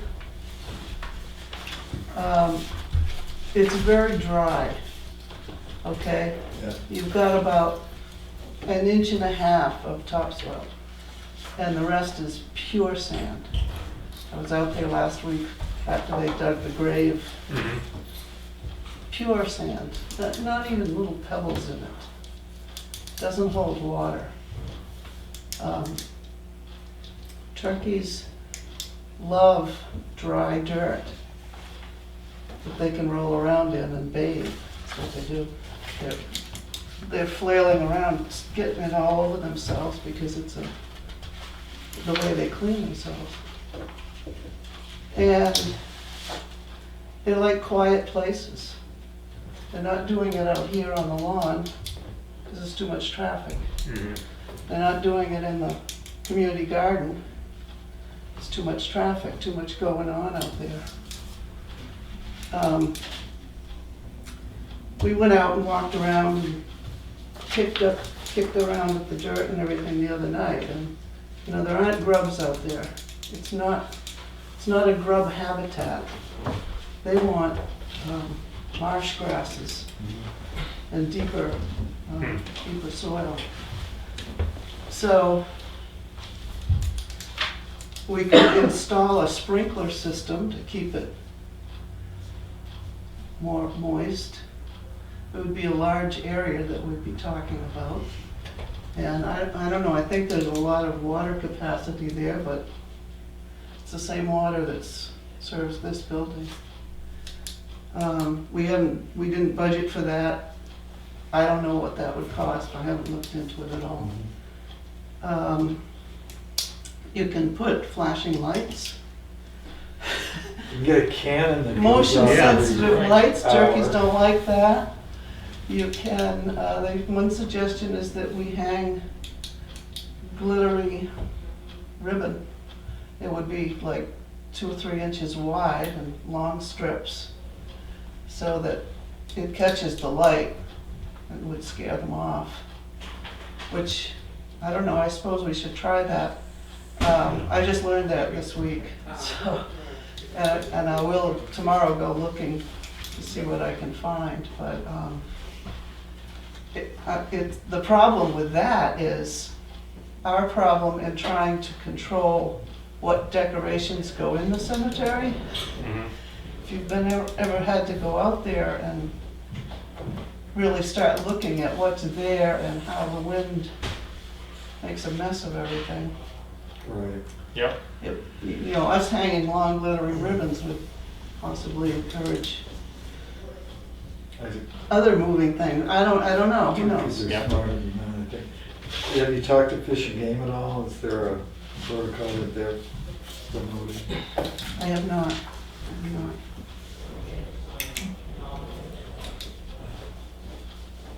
I know they've been killing turkeys left and right, but they haven't killed any of them. No. No. And the other thing that is suggested in here is get little statues of foxes and predator animals. and Put them out there and then move them every so often. Yeah, I have seen those, where is it? Down by the launch ramp at Walton Bay. They have a fox statue there, and apparently it's to keep the geese away. Yeah, So, yeah. I don't know, I'm not to say anything against old women, but it sounds like an old wives' tale. Yeah, yeah. Yeah, They You know, it's like recognize scarecrows. shapes. I suppose we could put a scarecrow out there. Or an owl, maybe, I don't know. They don't get along with other birds, according to what I'm reading. Huh. But they're not necessarily afraid of other birds. No, they They just don't like them. unsociable. They want a place where they're pretty private. Yeah. So whenever you need a break, you need to go out and get fresh air, take a walk through. That'll provide motion. The Walking Dead. yeah, Yeah, to discourage them, but the thing is, we are aware that it's a problem. And we're also aware that you're probably getting more complaints than we are. But it's the nature of the old hayfield Right. that Mhm. we're using for a cemetery. Is that it's so dry. is it worse than it used to be? or is- Yeah, it's very bad this year. Yeah, yeah, It's just a gravel esker. I mean, it's no different than a lot of different places that have been made into sand pits. yeah, So it's a great place for a graveyard because the digging's easy. yeah, Well, I'm telling you, there's no rocks in it, so it's Yeah. fantastic. These guys, because a lot of these places, they can't get equipment in there. Right. Every other walkway is only 8 feet wide. It's not something they're gonna drive your truck down, mhm, although they sometimes do, but. And get stuck like they did the other day. yeah, Did he get stuck? oh, yeah. Was that was after the service? It was the vault truck that got stuck. Oh. This was before the service. Yeah. before Oh, I the was service. here right after he got here at 7 o'clock Yeah, the other well, morning. And I And guess. he was in, but about 4 inches. But it was raining, so probably when he got ready to leave, Yeah, he and. couldn't go. He didn't have enough boards or something with him. Yeah, he cleaned it up pretty good though. Yeah, He filled it in and yeah, took care of but it. he had to have somebody come pull him out. That's what I understand, so, To ease the burden on office and selectmen, please refer these people to us as cemetery trustees. We're more than happy to talk with people. We love public input. We actually beg for it, we don't get it most of the Yes. time. yeah, And we can explain to them what's going on. They may have a suggestion that works. We'd love it. yeah. Yeah. Yeah, don't try to take care of it. No. I think what happens is, It's The more to peop- them, they go up yeah, to them. the people come in and make remarks about it. And because they're in the office, they hear this stuff more than you're Yeah. gonna hear it because you're Well, not here. and it's a cemetery, so people are more emotional Exactly. about the whole So, situation. and again, the other piece that we talked about on Monday is that people will come in to the office wanting to find their relative's grave, and you'd indicated that in the past there's been some issues with having the plot map here and people in the office committing vacant grave locations, which is a cemetery trustee. That's been a problem in the past. So, But finding them could be also a problem. mhm. It's not easy to navigate out there. We are gonna put up some, we had reflectors out there that were marking the roads, Mhm. and they've deteriorated because of the just cheap plastic has just disintegrated. So we're gonna be putting some fluorescent, what do you call those? Rods? Rods, I guess. Half-inch. Like a better term. Snow stakes? Yeah, Yeah, yeah, Oh, good idea. To We're gonna- redesignate the lines and everything. Gonna get those put out there. So that will help a little bit with finding things. Right. The thing is, you know, it says right on their deed, the plot, the row and the plot number. Right. And everybody just shoves those in a drawer somewhere, and then they die, and people say, the funeral director calls and he says, well, I got a burial for Friday Where for, do I put it? yeah. Right. And it's like, what? So, but you have a, We have a map, yes, Right. that Greg Buck went out and did some survey work for us and developed a map to scale. And we try to keep it current, and we try to have one specific one that we always keep current. We personally have others, but to keep them all synchronized is, yeah. it's hard. Now, this one that I found, because I was saying to Guy that I can go through all the ones that have been sold lately and update this if you need me to. But if you want to just go by yours, that's fine too. This is the one I found that seems pretty, it looks like, according to this, Karen might have done it up to August of 2018 with names added, name is sometime. Yeah. So, is this what you have, or is yours more This is the same base, but Okay. ours is more, filled in? Up to more date. filled in. Right, Yeah. it looks like it's been since 2018, and here we are in 21, so.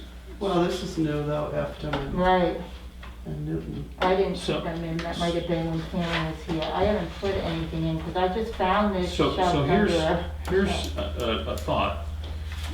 This is the actual plot map, right? Mhm. So, and that's not gonna change. Right. This is what changes, right? What's it? The What's it? names. The The names. names. So if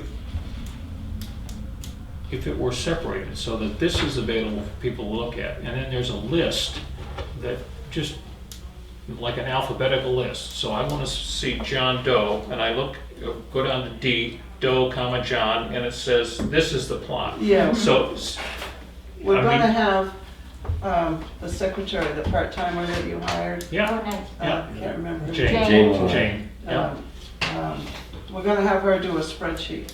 right, I'm in the process of taking all of our paper copies and putting them in binders numerically and Yeah. alphabetically and yep, however I can, and I'm gonna hand those to her, and she's gonna start putting all that data in a spreadsheet.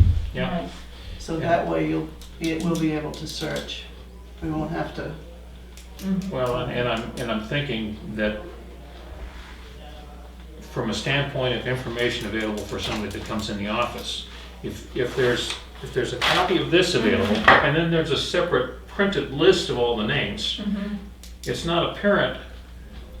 I mean, here you can go through and say, oh, there's a vacant plot there.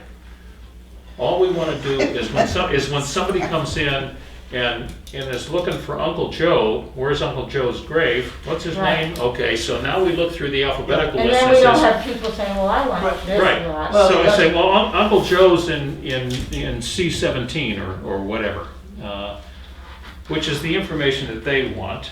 And And in terms of assigning grave sites, that's you guys. And, you know, if somebody wants to horse trade with the cemetery trustees about a particular plot, that's your deal. Yes, because it gets And- too hard to. Right, so when somebody, Because but, there's too many in the office too, that. so not having this, The problem is, you know, it's this section of the cemetery where they really don't know where anybody is. the old section. Yeah, So- And the book is reasonably close. that's the best we can And do is the and book. Kathy has a copy of that now, so it may help them. Yeah, I put it in. yeah, and, but, Yeah, we can So do that. what's- And we'll have, by the end of the year, we'll have, you know, We'll a have spreadsheet done. yeah, Hopefully before summer's over, but. and then it just becomes, and my guess is that most people that come looking for graves are looking for graves here, they're not looking in the old section. I might be wrong, but, To buy them. no, I'm talking about Well, to to find their to relatives. find their Oh, relatives. oh. Because most of the people that were in the old section, I mean, they're You'd be generations surprised- ago. You'd be surprised how many Yeah. new burials there are out Are there. there? Oh, I Cremation- put family out there last spring. Cremations, I Yeah. can get buried out there. yeah, Yeah, because you can sprinkle the well, did you bring a ashes. shovel? Dang.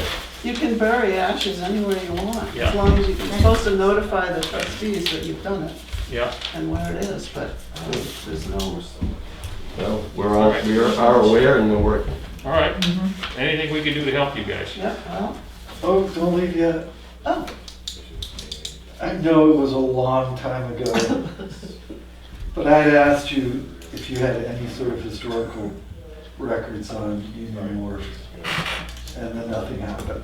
But now it seems we're getting an appointment with the Governor's Council, and Rennie Pelletier is gonna promote the idea that we get a grant and right. So sometime. What, to when you're prove not that doing we own it? anything, Sue's here, you have If you- cemetery you stuff could think about, if you want. Jackie gave me a couple of newspaper articles, but I thought that you had found something on it. I had an old plan, can't remember who did it. I didn't find a lot, it's not a lot, but I did have a couple of things, so I'll dig those out. Great. So we know it's been there for a long, long time. Yeah, And when we went to start doing some improvement to it, because it needs improvement, that's when the state said, oh, well, it doesn't belong to the town. So, well, it's a projection of the rangeway of Union Right. Wharf Road, which Right. is a rangeway, which is.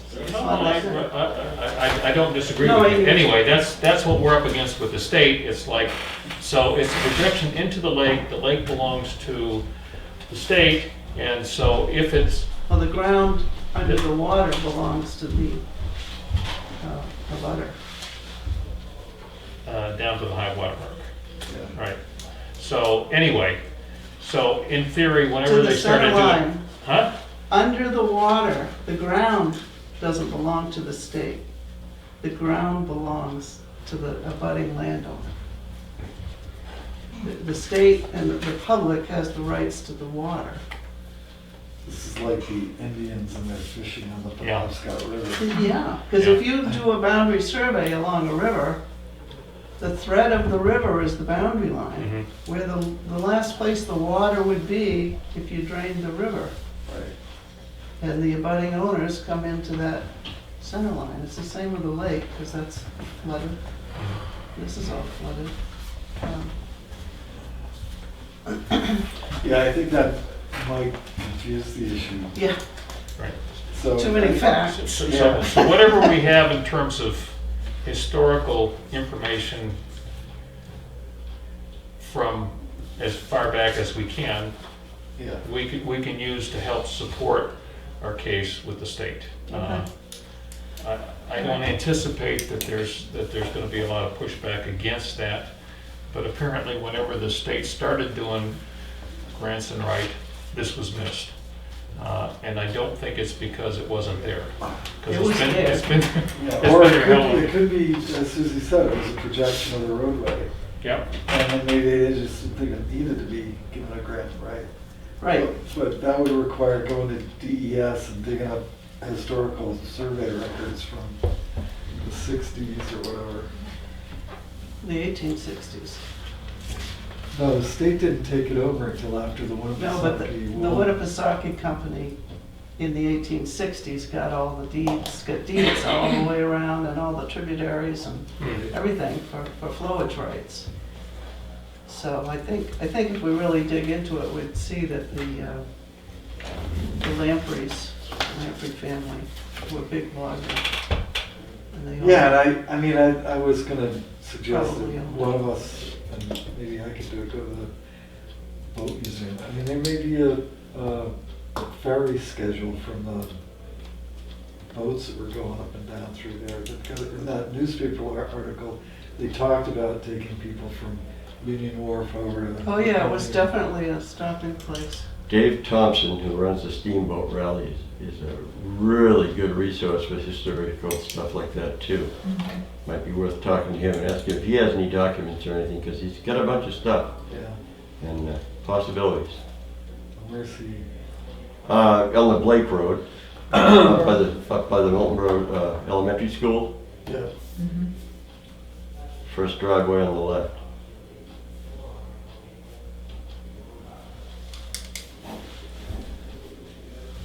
All right, I'll look and see what I don't remember exactly what I found. I know it wasn't a Yeah, it was lot. a while back.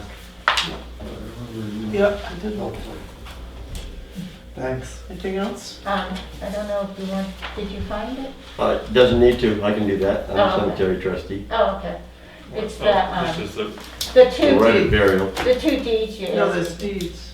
I didn't even see those over there. Right of burial. right at burial, yeah, Yep, okay. So you So- want those? One is switching over back to the, us, Yeah. and the other three. Guy bought one lot and he really wants 3 lots together, so he's selling one back. Okay, I can do that. yep. All right, Great. So do we need a motion to sign, or is it? yeah, I yeah. guess we're going right into the signature file, Sue. Yeah. Make a motion. Thanks for showing up. Motion of chairman sign. You're dismissed. Thank you.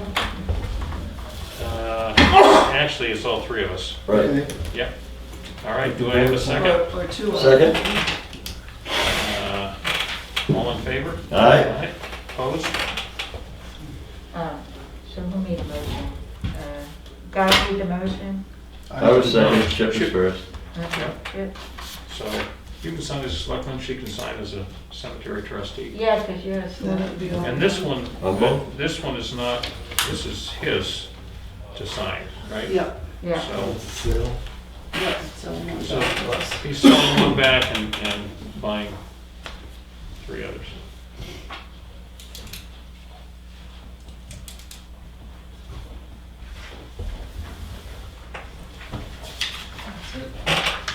Just make sure we get a copy.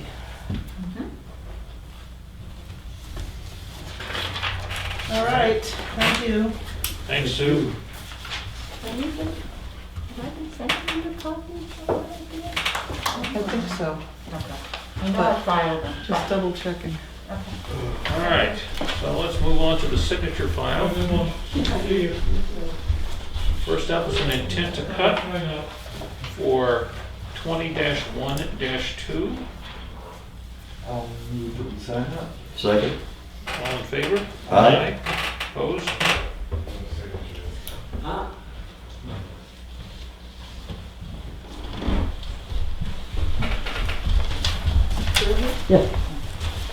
Waiting. Next is an intent to cut for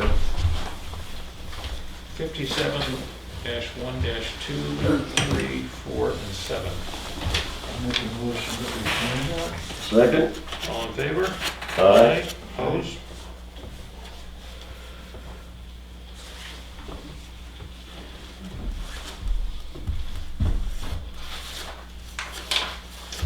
And we have a yield tax levy in the amount of $427.57 for 57-1,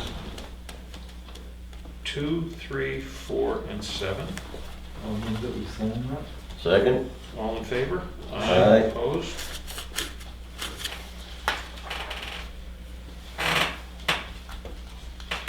This is one of those double signators.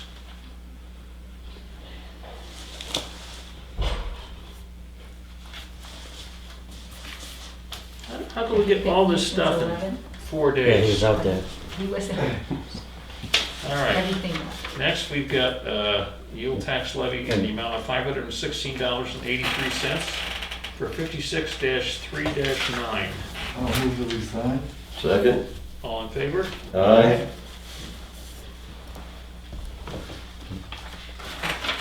Morning, Phil. How are you? You need to, Kathy, you need to set that up again, right? Cobb Hill.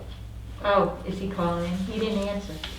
Yeah, Cobb Hill's gonna call in. He's been texting me. He's only got till 12:30, so. Oh, Next, okay. next we've got notice of appointment as an alternate trustee for the Well, I think I sent Barbara? him. Yeah, you library sent it. board I for forwarded Kristen it. You Clark sent it as with a well. term expiring in June of 2024. I'll move that we appoint her. I second I don't that. know if I need it. All in favor? Aye. Opposed? You think it'll die? I don't know. Next, we have an abatement recommendation from our assessor for lot 70-2-17 in the amount of $23,600. Some are denial, some are approval. Yes, all right, this is recommending approval from, I'll recommend that we approve that. Second? all in favor? Aye. Opposed?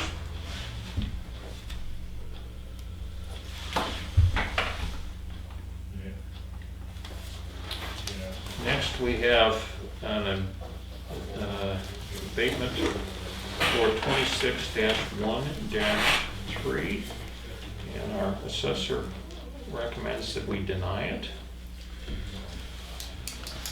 I'll recommend that we deny that abatement. I'll second that. Denial? All in favor? Aye. Opposed?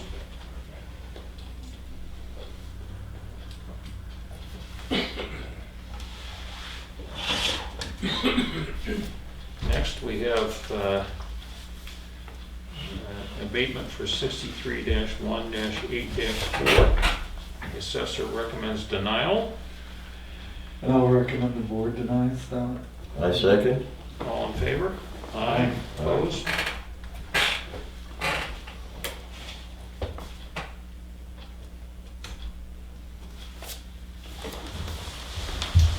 Next, we have a abatement for 63-1-9. Assessor recommends denial. And I'll recommend the board denies that. I'll second that. All in favor? Aye. Opposed?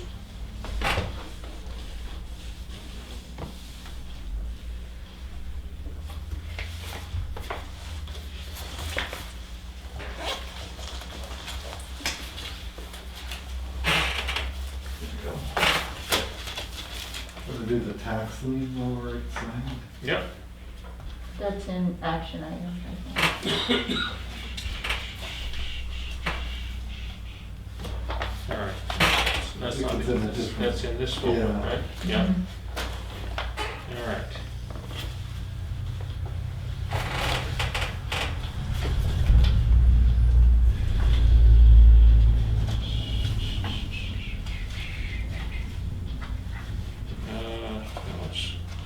These are just deed waivers, which we need to act on also. I know I saw, Yeah, that's in another folder. What were you looking for? so this is the, oh, Jackie's. no, that was a check we signed this morning. Yeah. Yes. Yeah, Oh, yeah, okay. all right. Okay. So we do But have. that deed waived. We do have 3 deed waivers. Right. This is property that's subject to deeding for back taxes, but because of acceptance of ownership would subject the municipality to undesirable obligations and liability risks. that we do not want to deed. First one is 55-1-6-61. Second one is 55-1-3. And the third one is 32-1-3. I'll make a motion that we sign those. Second? All in favor? Aye. Opposed?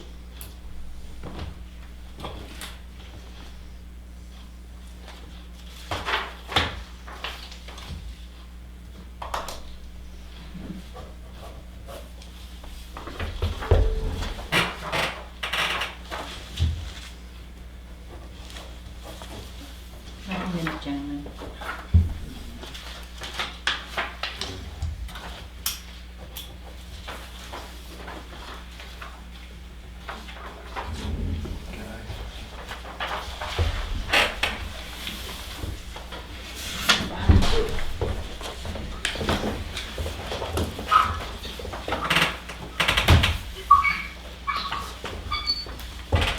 All right.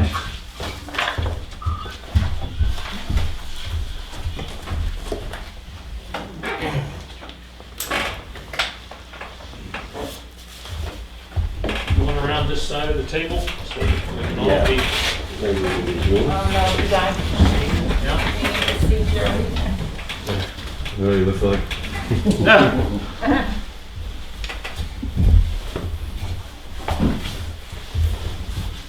Morning, gentlemen. Can they hear us? I'm Bill Markison with my fellow selectmen Chip Albee and Guy Pike. Thank you for joining us. We, a little while ago, did a grant signing with the USDA that provides us with access to $341,063 in federal grant funds for construction of this facility. So that's good news. I know because of the timing in getting everything lined up with the grant and the requirement that we not make any bid openings or commitments until all of the pieces are in place, that at this point we don't have all of the final numbers on the project pulled together. And I think, Phil, you have, there's maybe some little tweaking on the design that you're still working on, is that correct? Yeah, there's a couple items that were still the USDA requirements. Okay. Need to readjust the processing area, and there's a couple of elements on the site plan which we've more or less attended to. The chief and I just reviewed the processing area, and I think we're good, just to make Okay. final changes. Okay, For Jerry's benefit, yep, I've been telling him right along that we were gonna have to rebid after the vote because that it wasn't officially a bid process that we had done because it hadn't been given approval to go out to bid. So they are not aware that what they've done can be used as a bid and they can continue to tally on those Right. elements. right, so, yeah, so, and the RDA folks that we were involved with earlier this morning, with respect to the grant paperwork, did indicate that the fact that we've solicited bids at this point is not a problem. We haven't opened any bids. We haven't made any commitments against bids. Those are apparently the things that would have been problematic for the RDA folks. So the fact that the numbers are coming together, I think, is a good thing. Mhm. The top level number that RDA used with the grant process is $1,742,658. So that's a number that they worked off of in terms of putting all of the dollars together, adding up monies that the town has in hand or will have in hand through current taxation, any borrowing that we might need to do to complete the project, and the 341,000 and change federal grant. So maybe you can kind of, you Phil or you Jerry can walk us through a little bit of timeline from where we are now until we will have an absolute number that we can be at in terms of launching the project. Well, can you guys hear me? Yeah. We can. Where we kind of stand at this point, I believe we've got at least a minimum of single source pricing from multiple vendors in order for us to sit in front of you guys and bring you proposals and make those decisions as a committee on which vendor that the group chooses to use in order to finalize a GMP. We are waiting for some additional proposals to come in that folks just didn't have enough time to get them to us, and we've got a list of those folks that we're still waiting for some pricing to come in, and frankly, that may still be helpful in the big picture long term.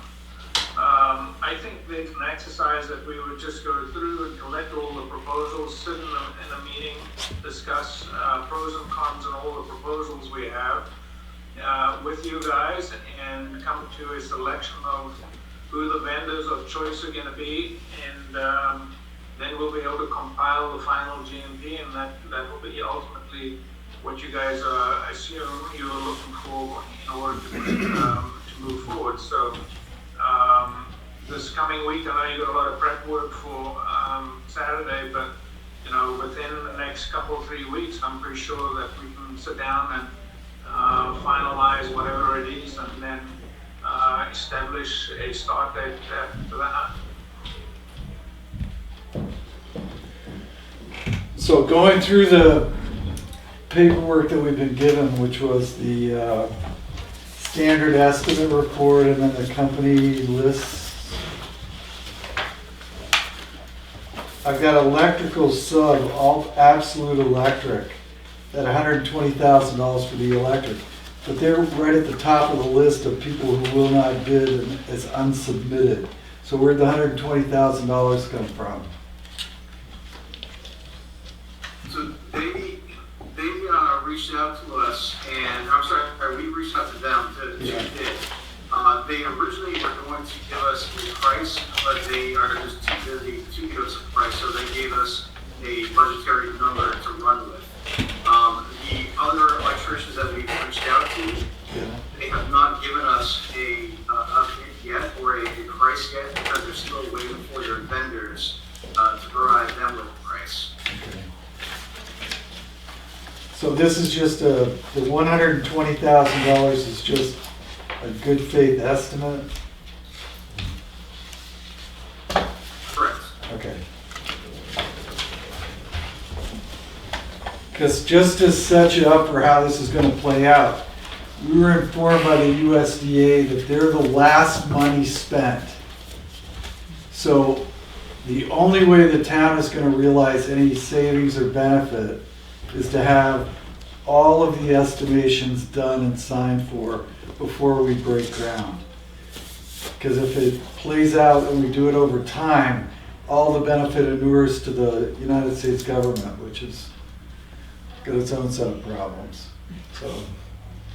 Yeah, I mean, I almost see this that we are ultimately going to turn this into, although it's going to be a construction management process, we are ultimately going to turn this into a fixed cost contract at the point in time that we are going to create a GMP, because at that point we should have made all those decisions and able to execute all those agreements. From that point onwards, it's only the variables through the process of constructing that we may have any variances, but at that point we will have committed to all the commitments. I don't know if that makes sense.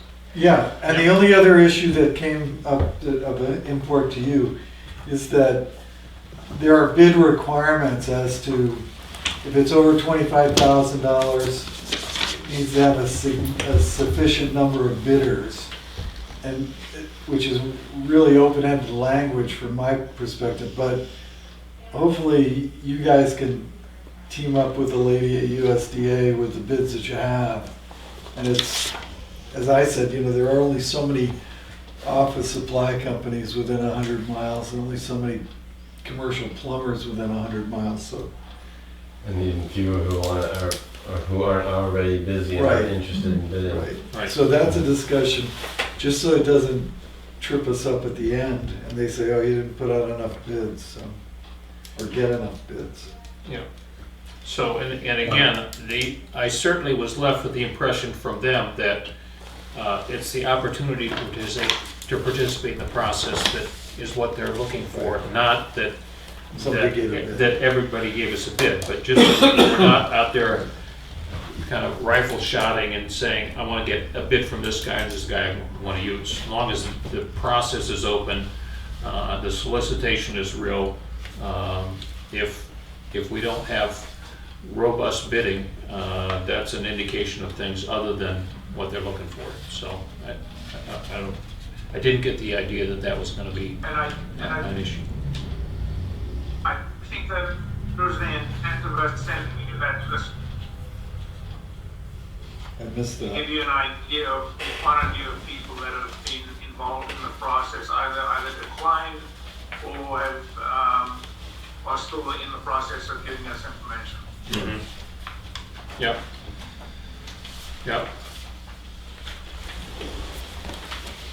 Yeah, the list of people that have said they're not going to bid or have not decided to submit their bids is much longer than the lists that have indicated that they will bid. Jerry, is it fair to say that some of those you still anticipate getting something in the near future?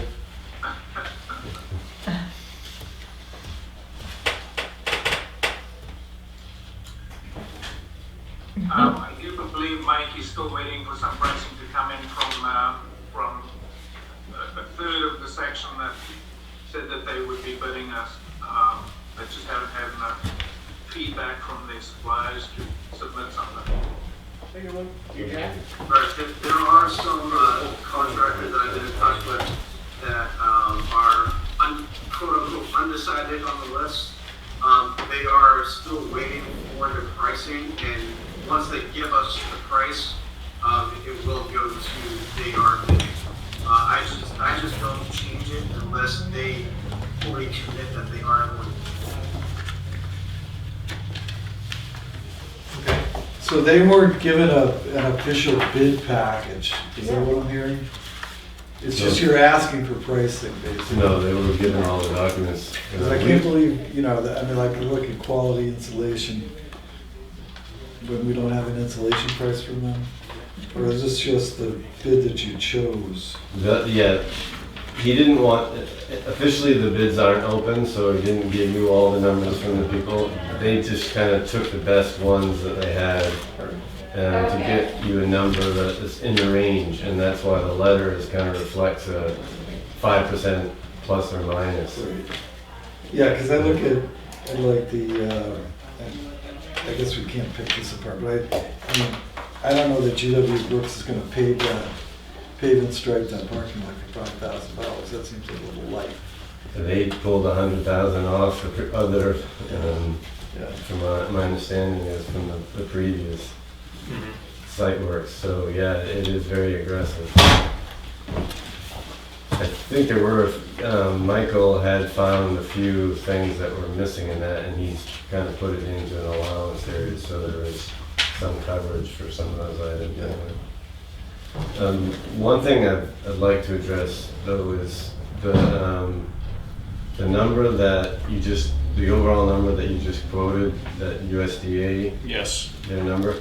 So I believe they're carrying soft cost and FF&E in that number, whereas obviously Cobb Hill are already at that same range without soft cost and FFE, if I understand it correctly.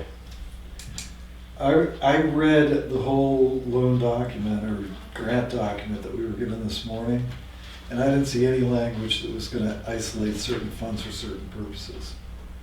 So they may have in their budget scheme soft costs, but that's just the way they calculated what they were gonna give. I didn't see any language that was gonna say, all right, here's $341,000, but only $290,000 can go into the building and the rest of it has to go to something else.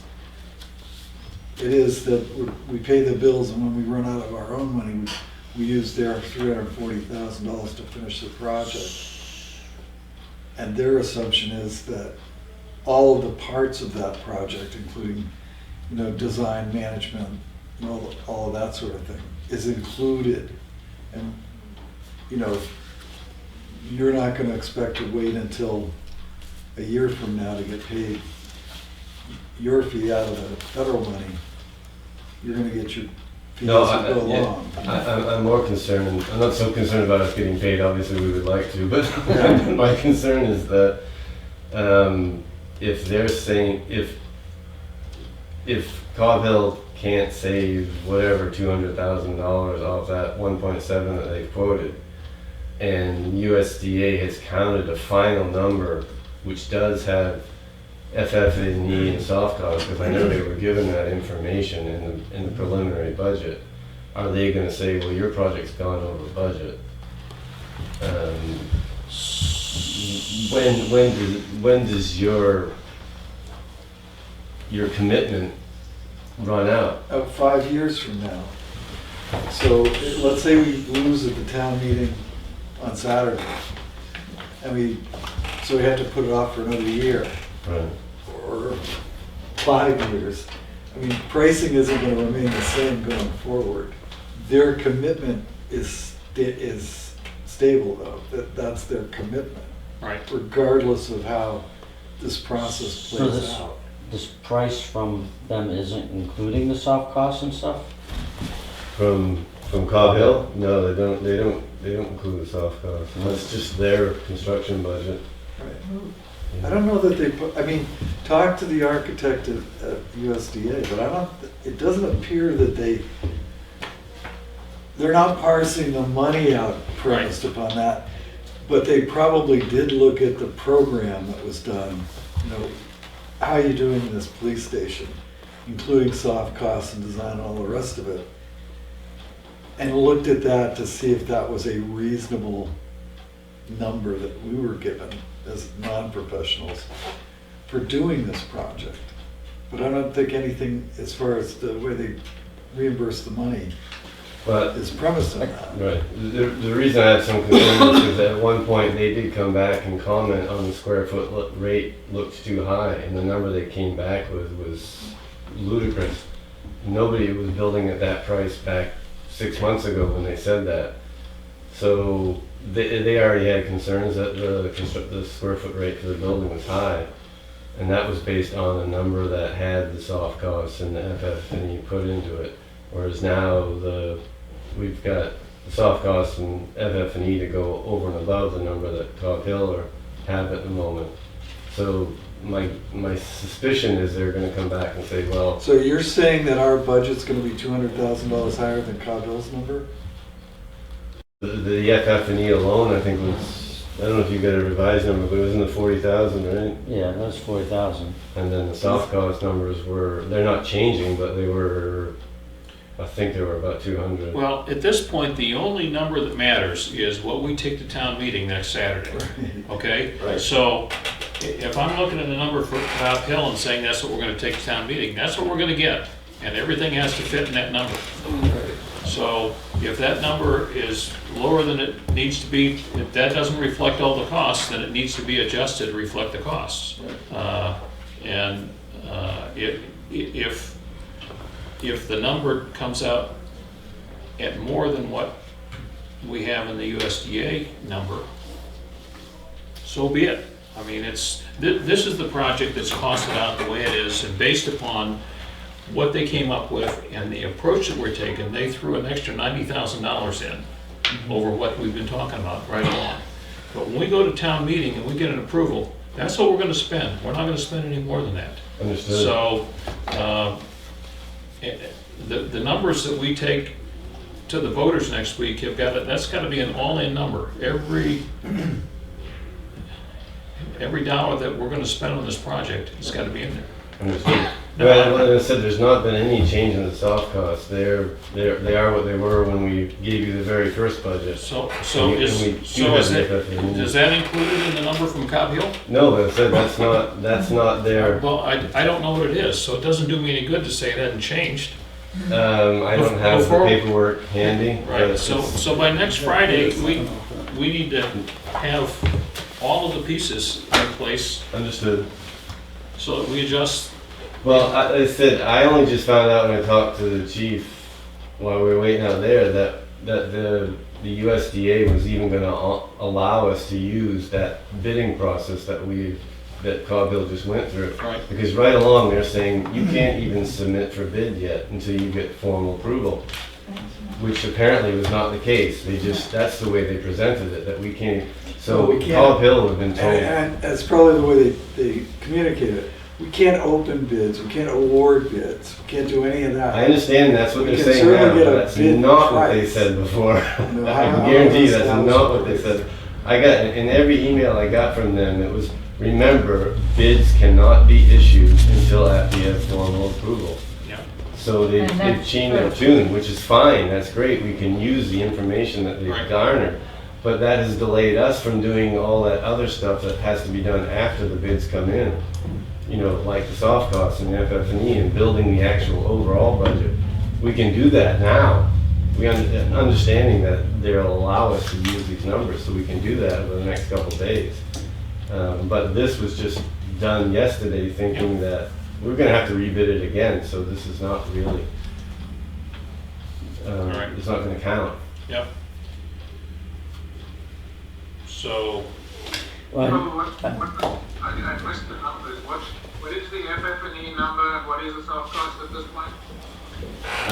I don't have that sheet with me, but I think the FF&E was about 40,000. Something like that. And the soft cost, which some of which has already been done, was around 230, 240.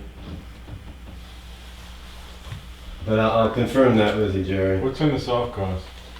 The construction administration for all the consultants, permitting, I think there was a number carried for the Shouldn't be any permanent. clerk of works, right?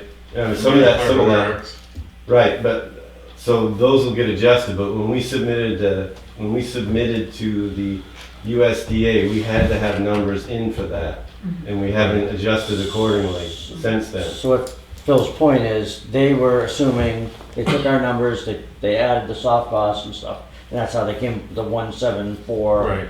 Right. 1.74 million, 1.75 million, if you will.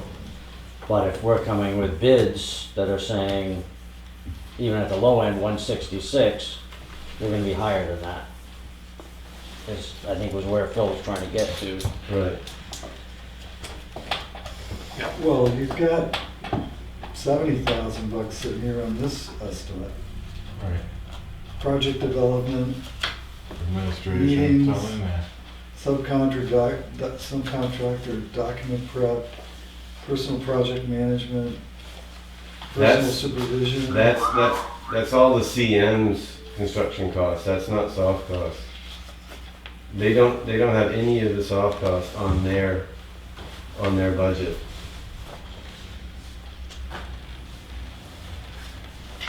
All right, my concern is that we, sometime in the middle of the week before town meeting is on Saturday, we're gonna be hit with a number and I'm gonna have to say, we'll do the project in 2022.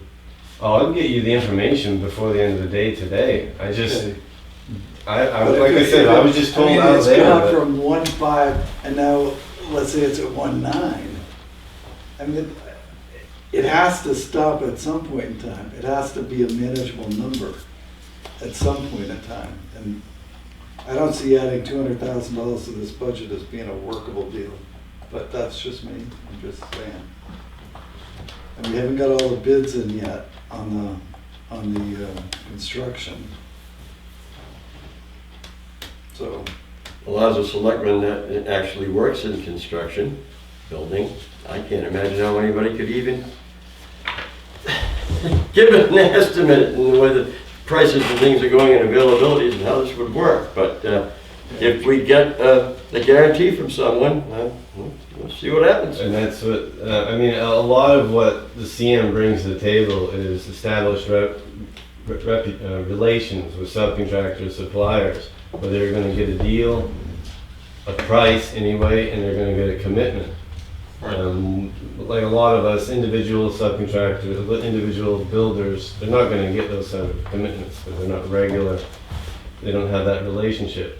But even at best though, there's gonna be some risk, both for Cobb Hill as a contractor and for the town. Right now, the construction industry prices are so volatile. There is a contingency in there. There is contingency built into it. And typically, well, there's also owner contingency built into the soft cost. right. So, and that's something that we put a number in because we didn't know what you would be comfortable with, but I think we carried 5% contingency in the soft cost as well.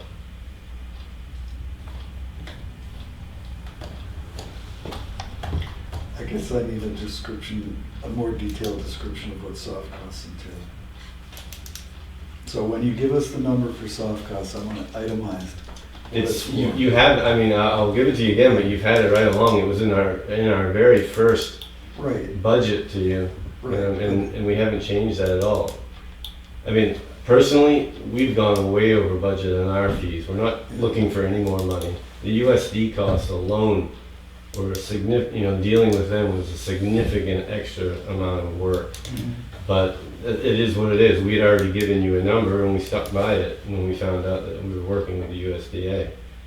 And the same for our sub-consultants.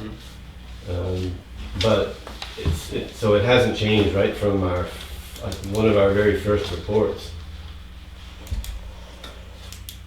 But the final amount will change, right, once you take out clerk of works and. Right.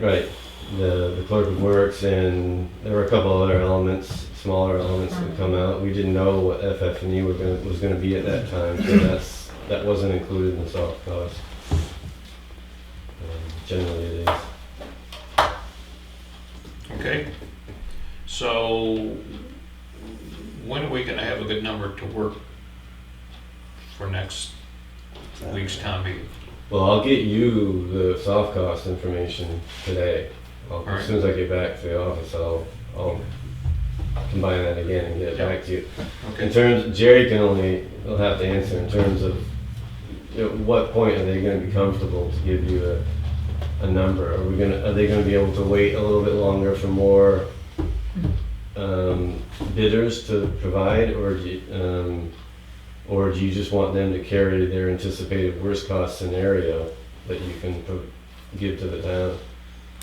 Well, so a week from tomorrow, we're gonna stand up at town meeting and we're gonna present this article, and it's gonna have a dollar amount associated with it that is gonna be the cap on what we spend.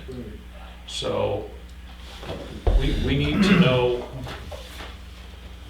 I guess before then. I had read the warrant articles, and two of them, I thought the two of them already state 160. Well, we're 1.6. we're gonna adjust, we're gonna amend them on the floor Alright. to reflect what I don't wanna do is pass a project that doesn't have enough money in it to get it done.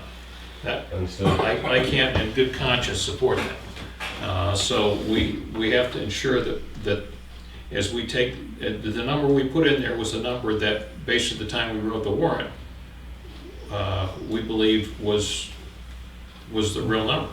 Things have changed since then. It's gonna be different. So We just need to know. and there's some uncertainty because we won't have all of the firm commitments from all of the subs. We won't have the guaranteed maximum price, but we've got to have something that covers everything. Right. And as I say, next Saturday morning is when we're gonna be doing it. And so certainly by Friday morning, we need to have the numbers, the best numbers. If between now and a week from now, we can get more comfort out of Cow Hill on a number, that's great. I don't see that there's a way that it's gonna be, we're gonna get to the final price by next Friday, based upon what I'm hearing of how the information's coming in. You still have some work to give them, right? Some tweaking on design, is that right? No, those aren't gonna make any difference in the Okay. construction costs. All right. So it's primarily the bids that we may be getting in. And you added, I mean, you gave us a number of 1.6 versus 1.7, and there's $75,000 worth of difference on that. What is that $75,000? Was that an estimate of the soft cost? Or what is it? Do you know? Is Jerry Kingwell there? Yeah, he's there. Jerry? Are they not here? Can you hear us? No, you can't hear us? Not answering. Just so you know, the last 20 minutes, you can't hear anything you got.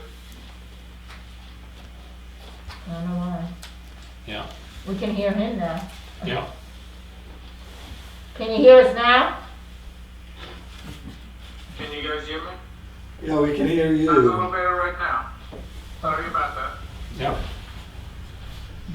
So my question was, there's a $75,000 spread on that letter that we've gotten. It's 1,660,000 / 1,735,000. What is that $75,000 figure for? Well, I think the mindset there was so that we have not sat with you guys and gone through the proposals, so we don't know what your opinions are gonna be. Okay. And you may have some decisions one way or another that if we've taken somebody that we think is the appropriate vendor at a lower rate than somebody else that you guys want to spend more money on something, then there's a little bit of a variance. Our actual number that we came in with was what was on the spreadsheet that we sent you. Right. And there may or may not be a couple of items that we've got carried where we think that we can do something different and bring the number down. But at the end of the day, these days, generally things don't come down that easy. They tend to go up. And so that's why the variance runs a little from one end to the other. A little heavier on the high side. But, you know, we've got proposals for the 1.675 for the most part from people across the board, at least from a single source supplier, so that we are confident that if we win the contract tomorrow, we'll be within reason of that number. So I don't know if that helps understand, answer the question for you. Yeah, that's good. I didn't know if that was, excuse me, factoring in some additional cost, but I understand it now. So Jerry, But in terms of selectmen need a number that they can bring to the town vote next Saturday. That number that you gave on the letter, plus the soft costs that we'll provide them, you're comfortable with that? That's basically a yes or no. yeah, I mean, I think we're comfortable with the number that we've presented in the spreadsheet. The question is,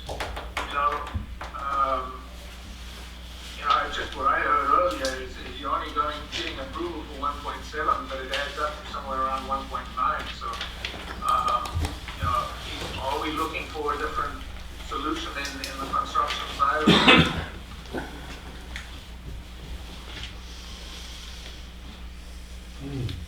I guess that's the question. If you've been approved by the USDA at the 1.7, do we need to make some changes before you even go to vote so that you can get closer to that 1.7? Or are you in a position where you're going to vote for the 1.7 and then we just got to go back to work, make some tough decisions to reduce some costs on some components of the project to get it to that point. I mean, I think there are two scenarios. One is you going in at 1.9 and it's as drawn and as proposed. The flip side of it is you go in at the 1.7 knowing that you're going to forego some $200,000 of components in the building and services. So I think those are two options we have here in order to get you guys to a point where you can write your warrant article and have confidence either way. Well, the warrant's been written, so the public has been warned. And they were warned at 1.6, I believe. That's not Right. Yeah. So if it's gonna be significant, or a dollar more than that, we have to re-warn them at town meeting. So then Right. we have to sell them on the idea that for whatever reason, we're mistaken in our original warrant article. Yeah, I mean, I think we've been giving you information that's been fairly stable all along. You know, I think our first number to you was a little higher than that. So if anything, it's, you know, we haven't, with our assumptions, haven't come back with something that's higher than our initial numbers. If anything, you guys have what's going for you in today's marketplace. Everybody's listening to the radio and what the increase of material prices are, and you at least get that at the fingertips where people may be somewhat understanding, but the question is, are they going to be understanding enough to vote yes? Right. Right. Yep. Right. All right, so we need to just find a number. We Yep. need that, have them. Yep. Maybe they Well, can come I up with think something. we'll get you the details on the soft cost updated with the clerk of works taken out and anything else that's no longer relevant. And that with the number that you have for them already is the number that at present the design stands at. Yep. If you want to present that to the town, that's your choice. If you don't want to present it to the town, then we have to go in knowing that we've got to find a way to save the difference. Right. Mm-hmm. And you present them the number that you want it to be at. So, So just if I could jump in, if you stick to your warrant article 1.6, which should include all your soft costs and your FF&E, which tells me you need to be less $270,000 from your 1.6 for construction costs. That's a fairly good sized jump in, your first 100,000 might come easy, but the next 250 to $300,000 are not going to come easy short of changing the design significantly.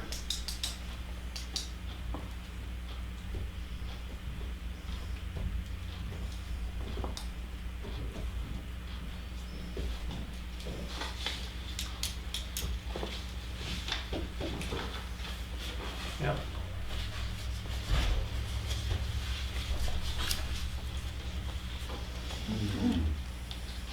And I don't know if it'll help if we need to come up and sit with you guys next week and go through the proposals.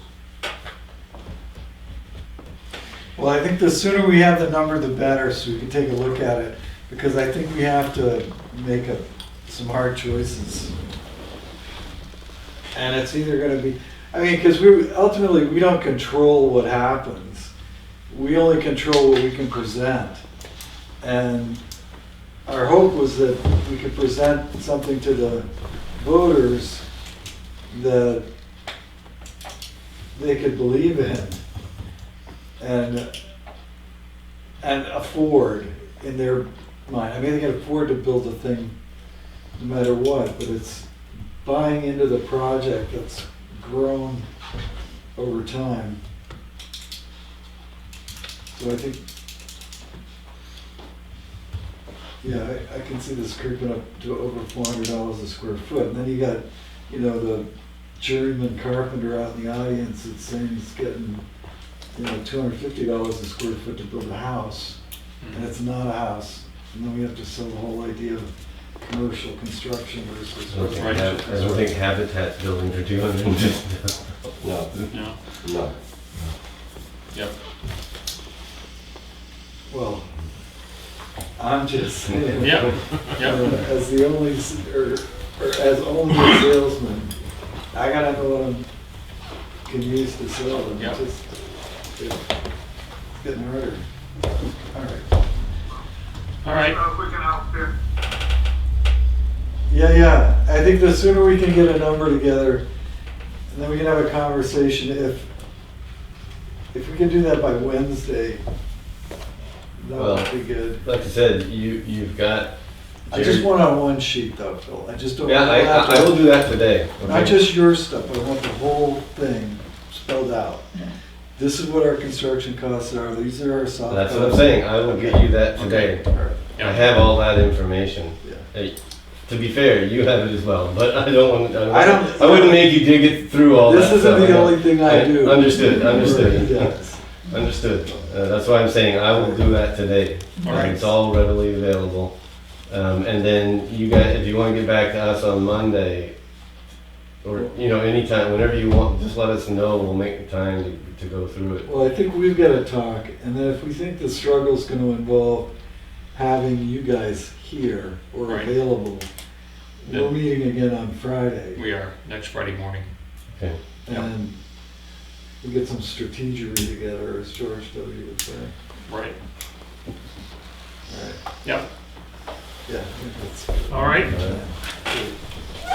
okay. Thank you, Jerry, thank you, Michael, Thanks, everybody. appreciate it. Have a nice weekend. All right. Yeah, if we could,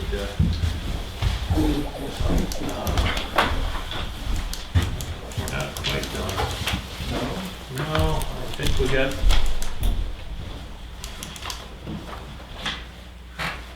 What do we have left? I guess maybe we are done. I think we're done. All right. Correspondence. So we've got correspondence. We have two comments from an individual relative to operating The airport. private float plane business from Union Wharf, and I guess I'd just reiterate this, that I don't think this board expressed any interest in operating a commercial operation from Union Wharf. And there was talk about operating a commercial float plane business, and as part of that discussion, the store owner also talked about an adjustment to her dock from which they could run a commercial business. But I thought we made it pretty clear that any use of Union Wharf for float plane tie-up and any alteration thereto would only be for private use and not for running a business operation from the wharf. That's how I recall it as well. So the only other two things is we have a notice of decision from the Board of Adjustment, and we have a another hearing, Board of Adjustment on May 18th for 4 individuals who've requested variances for a variety of things. I think that's all we have. Have I missed anything, Kathy? Other than engine 4 is back in service, engine 4 is back in Yep. service, and the Molten Borough truck has been returned. Yeah, so that certainly zipped along a little more quickly than what we had feared. All right, One quick thing, yeah, Bill already knows, I saw him, but Chip, you may not know, but I was able to speak with the Parks and Rec director and advised him on anything maintenance-wise, different, always check with the codes officer. He said he was unaware that we might be having a problem with legal issues, and I was able to speak with him, and he seemed very amenable to speaking with the codes officer first. Good. Good. I'll move we adjourn. I second that motion. All in favor? Aye. Opposed? Thank you. Thank you. Thank you. Yep.